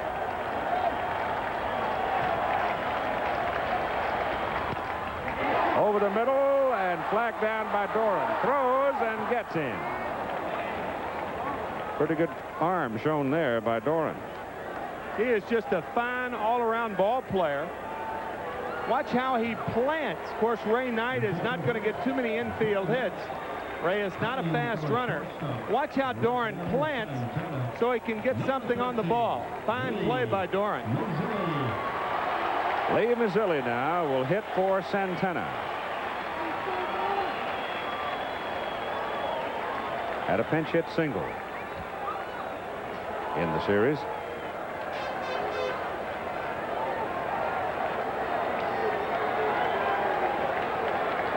Kerfeld has retired 4 in a row since he came on in relief of Ryan. And the fastball is a little low.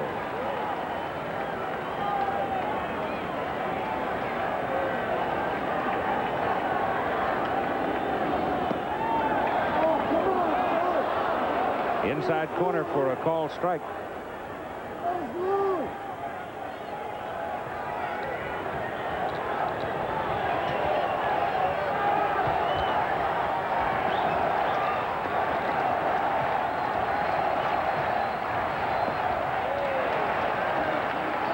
Breaking pitch misses. 2 balls and a strike to Mazzilli. Danny Heap is on deck, and then you'll have the top of the order. Smith stays loose in the Houston bullpen. 2-2 on the foul back to the screen.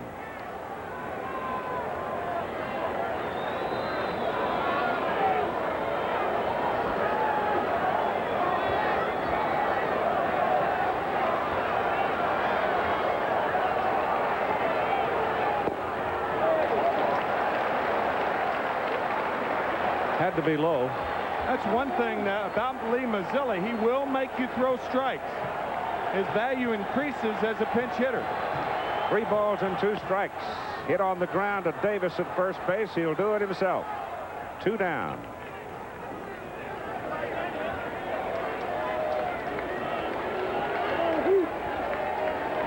Number 25, left fielder, Danny Heap.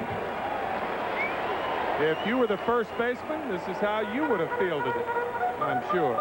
Glenn Davis has really worked hard on his defense and is a much improved first baseman. Former Astro Danny Heap at the plate. And Kerfell, fastball strike.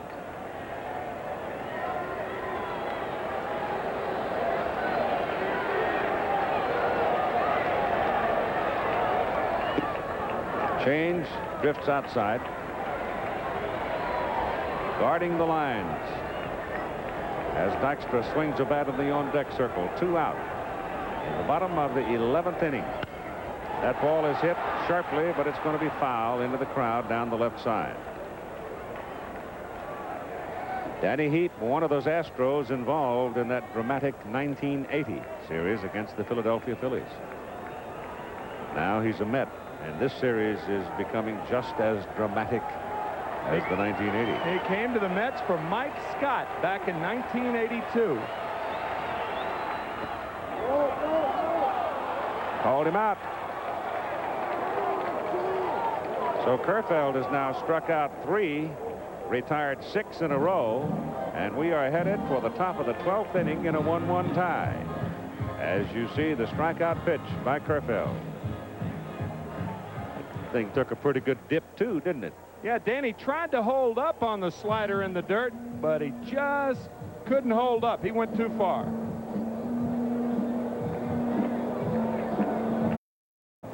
Kevin Elster replaces Santana at shortstop as a result of Mazzilli pinch hitting. The Astros, left fielder, Jose Cruz. This is the 3rd time in championship series play that we are going to a 12th inning. 1 in the National and 1 in the American. Cincinnati, New York, back in 1973 was a 12-inning affair. Excuse me, Jim, go ahead. Keith. As a matter of fact, before this 3-game set here in New York, that was the only game that the Mets had ever lost here in championship play. They lost 2-1 to the Reds in that 12-inning game. Jose Cruz, Alan Ashby, and we'll see about Craig Reynolds. As Orozco starts him with a pitch that sails outside for ball 1. Jesse got him in order, striking out the first 2 he faced in the top of the 11th inning.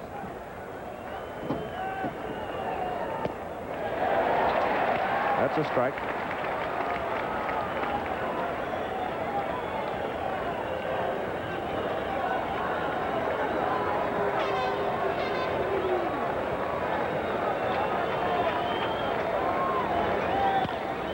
High pop left side, may have a play on it. Knight goes back. Elster's there. Knight. We had that situation a little closer to the rail the other day, and Knight was called off of it. But I think the way Ray went back that time, he'd have taken an elephant to run him off the ball. He was going to get it.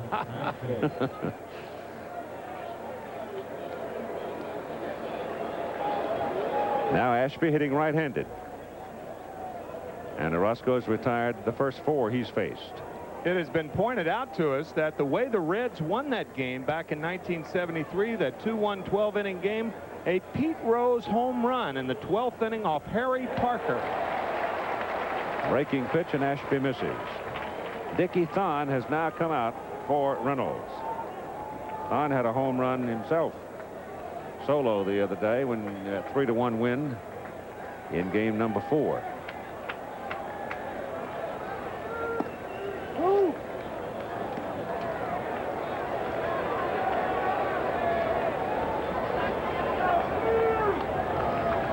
McDowell is back up in the New York bullpen. Roger McDowell.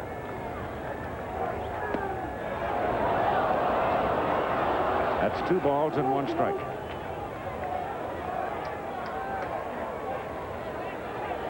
Here's Roger, made 1 appearance so far.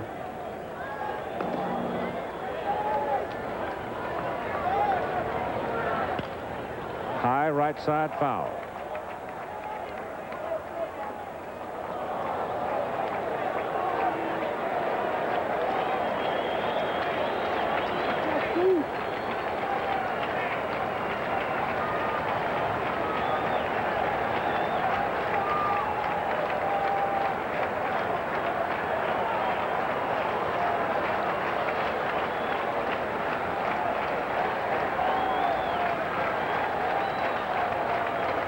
Two pitch, bounce to the shortstop. Third baseman comes over, cuts it off. Good play, Knight. High throw, but Hernandez handles it.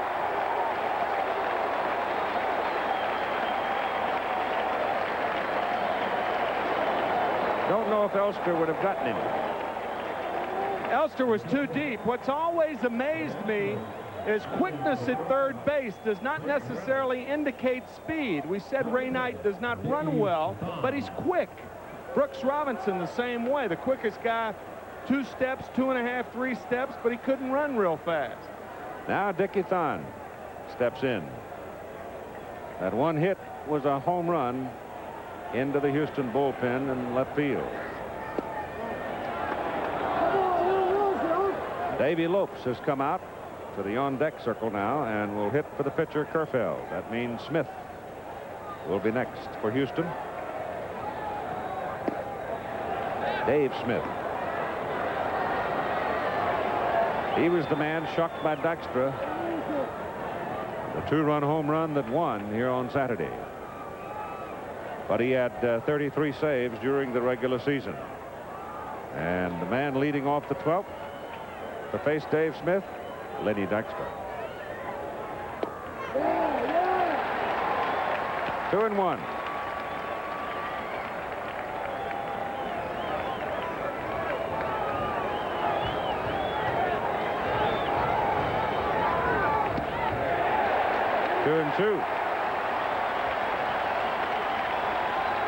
Thon thought that ball was inside. It was a breaking ball on the 2-1 count. Pitchers on both sides have had the hitters completely throttled all afternoon.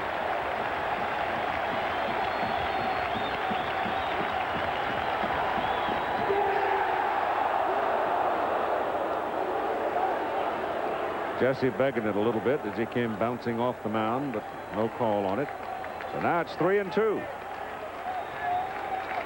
Orozco trying to go in the back door again, and that ball appeared to go around the plate.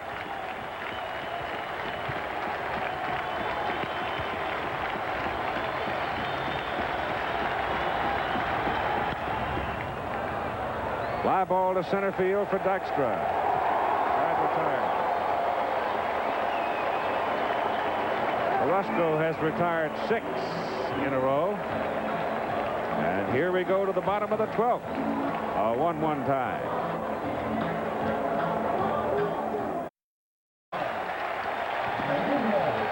How many of these rally gigs do they have?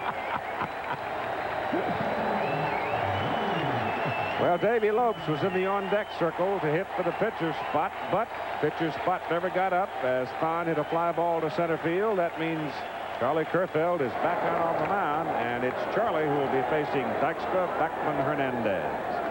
And that's Terry Dykstra. Is he going to bend those fingers? He's got them crossed so hard. They've handled Lynn so far today. And Kerfeld comes right at him with the hot stuff. Ball, strike 1. As a matter of fact, Dykstra and Davis, the only 2 players on either team that had, prior to this game, hit in all 4 games. Neither has had a hit in this game. Runs up on it. Slider is down low. And it's 1 ball and 1 strike. On Dykstra and Backman, those 2 people at the corner have got to play on the grass.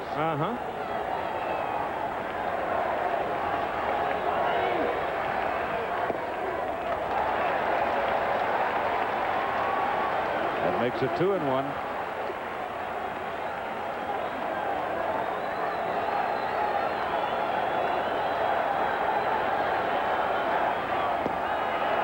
Two and two. Dykstra thought the ball was outside.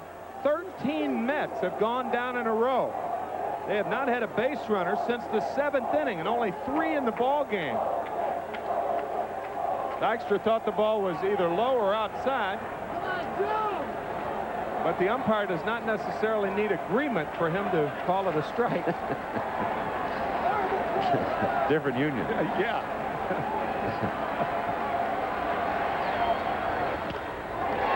Right at Davis. 1 out.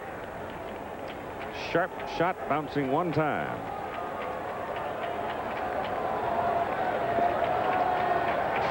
Second baseman, Wally Backman.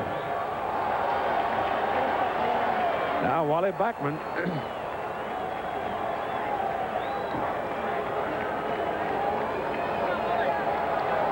For those who braved the elements and came and stayed, seen a dandy ball game, haven't they? I'll say. Pitching has just been utterly dominant. Strike 1.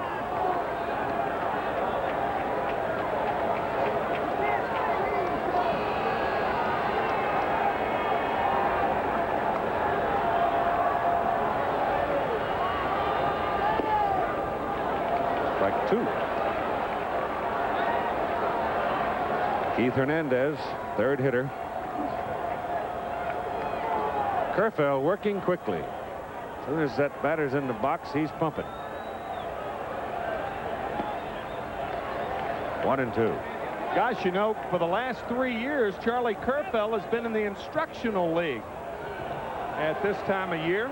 And he was talking about, he said, I was hoping to go back this year for the 4th time and get my Letterman's jacket.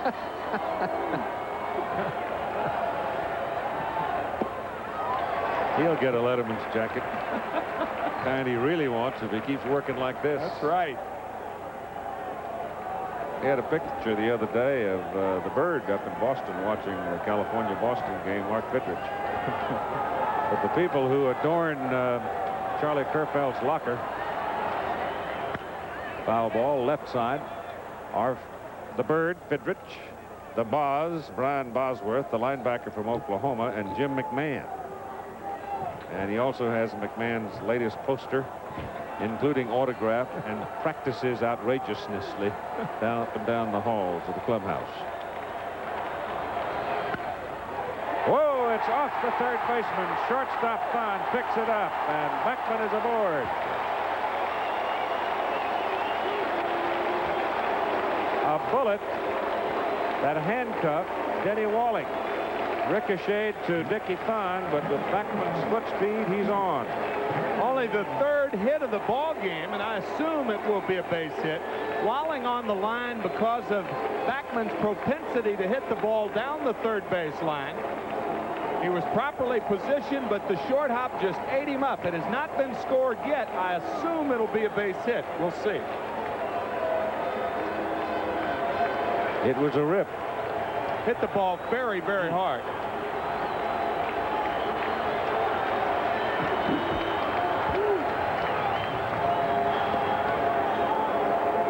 Hernandez now with Backman at first base. The potential winning run is aboard.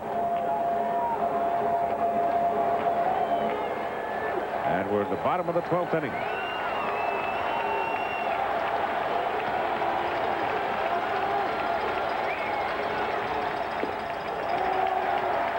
Ball 1 to Hernandez.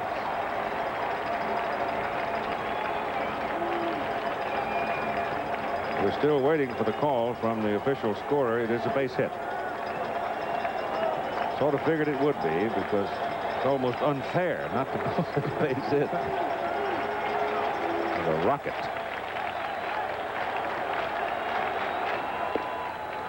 There's a strike.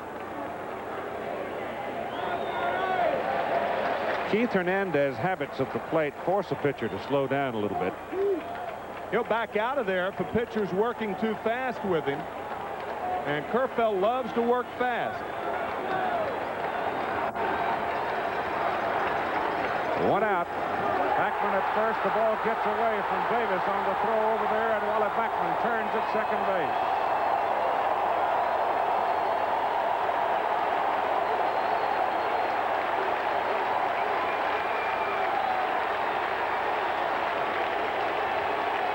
There's no way they're going to pitch to Hernandez now. You're not going to let Hernandez beat you. This overthrow, an error, and a very costly error on Charlie Kerfeld. Davis cannot come up with it.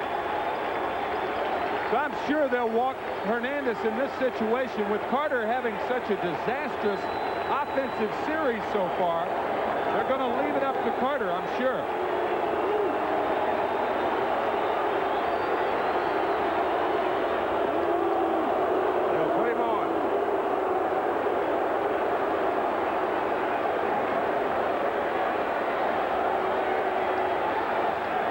And Gary Carter, who is hitless in 4 trips today, he has 1 base hit in 21 trips to the plate in the series, will come to the plate just as soon as they finish the formality of walking Keith Hernandez.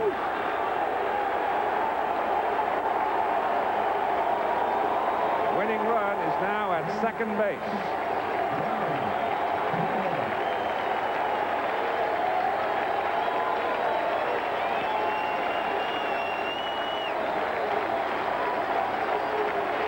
Carter's only hit was a double back in game 2.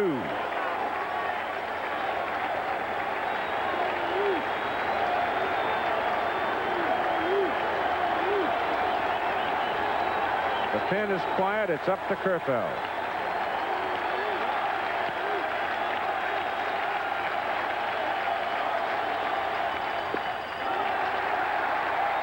That's ball 1. Because of the strength of Gary Carter, the outfielders are forced to play him deep. Therefore, any base hit to the outfield, regardless of how hard it's hit, I doubt that there'll be a play on Backman at home plate. Way up. And Kerfeld now has lost some of his bravado on the mound. I think he tried to aim that ball. It just looked like an aim.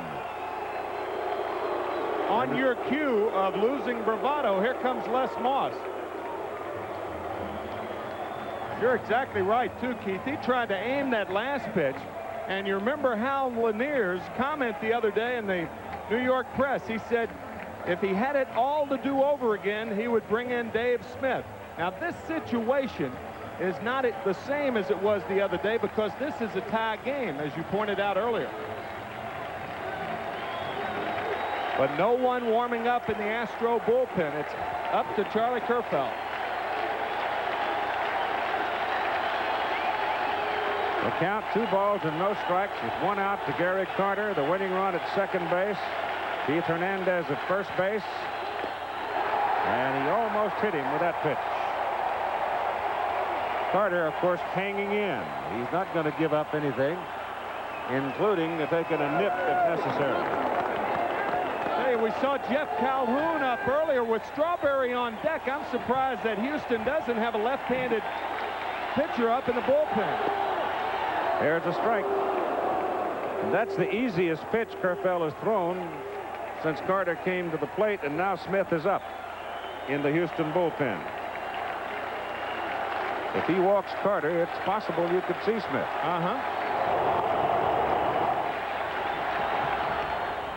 Foul back. Maybe Charlie was just looking for a little extra drama here. He's now going to 3-2.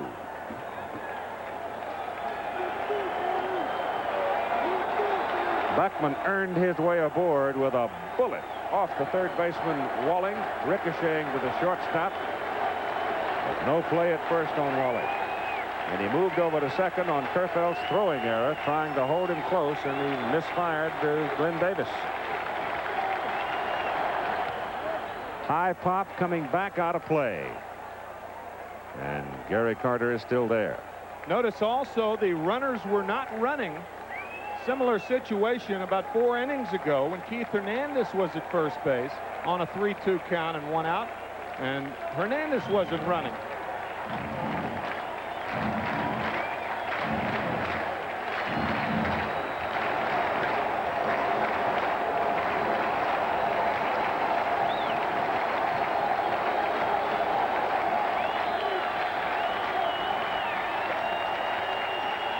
Runners going. Carter fouls it back right here. Just missed it. Kind of interesting that Davy Johnson would all of a sudden send the runners when he hasn't done it previously. But of course, a lot of that may depend on Carter seeing a lot of fastballs. The chances of Carter seeing a lot of fastballs, the opportunity of him getting the good part of the bat on the ball, with more that he fouls back, the more he's seen. Bottom of the 12th inning. 1 out. 1-1 tie. Charlie Kerfeld and Gary Carter dueling here. Up the middle, base hit. Backman turns third. Hatcher's throw, no play. Easy for Backman. Carter wins it with his second hit of the series, and the Mets win the ball game in 12, 2-1.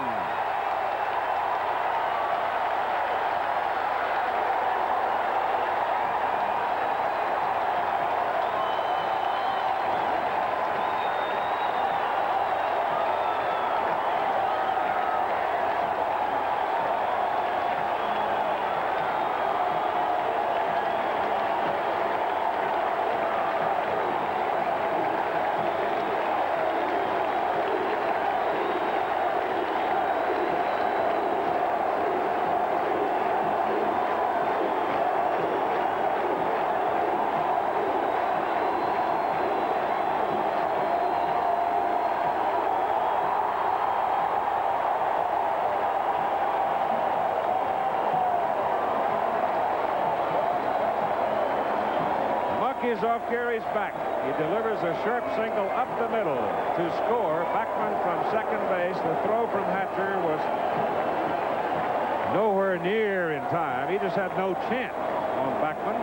But remember, it was Kerfeld's throwing error to the first baseman Davis that moved Backman over to second base. Then they walked Hernandez intentionally. Of course, Hernandez was not a factor.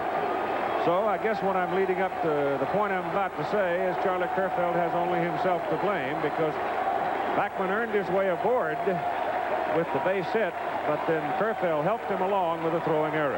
And the outfield too deep to make a play on Wally Backman. If it got through, Backman scores, and he scores easily. What a ball game.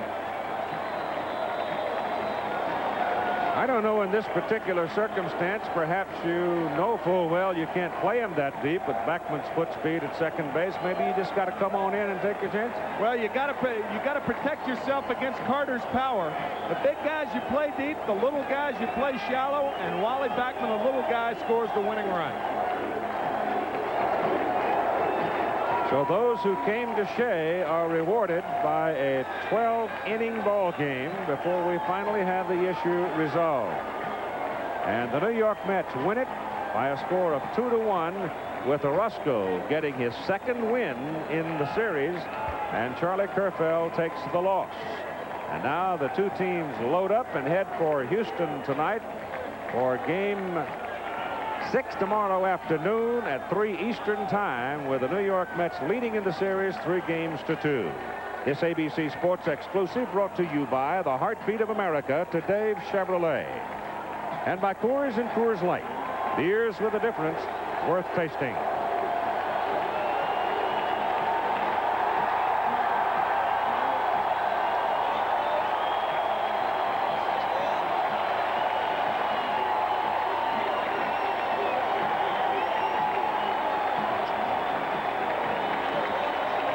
The final score, the Mets 2, the Astros 1.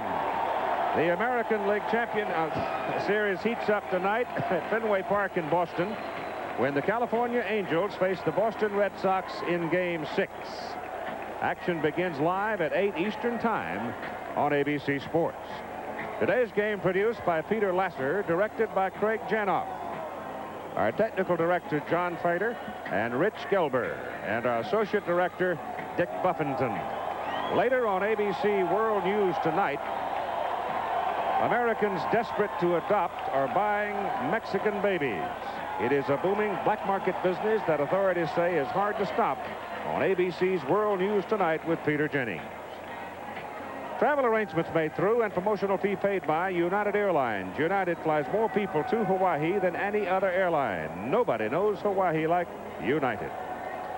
This has been a presentation of ABC Sports, recognized around the world as the leader in sports television. And a brief word now with the man of the moment, Gary Carter. Congratulations. Thanks very much, Keith.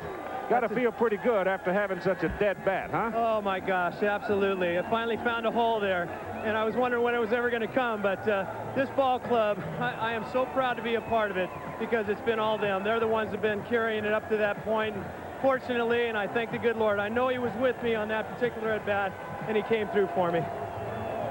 Well, Gary, you're going now back to the Astrodome to play the next game and perhaps the next two if necessary. How do you think the club feels now after suffering through the off day and all of the bad weather and everything? Well, we got to feel really pumped up about being able to fortunately come back and play the game with the weather and all, and then be able to win today's game. It's going to be a sweeter ride down to Houston, but we got our work cut out for it. This Houston ball club just does not give up, and I'll tell you, we got our hands full, but it's a nice feeling to at least be at an advantage right now at 3-2. Congratulations on your winning hit, and good luck to you, Gary. Thanks a lot, Keith. Thank you. Gary Carter, who delivered the winning run from second base with a shot up the middle. Remember tonight, 8 Eastern time here on ABC. Game number 6 of the American League Championship Series between the California Angels and Boston Red Sox.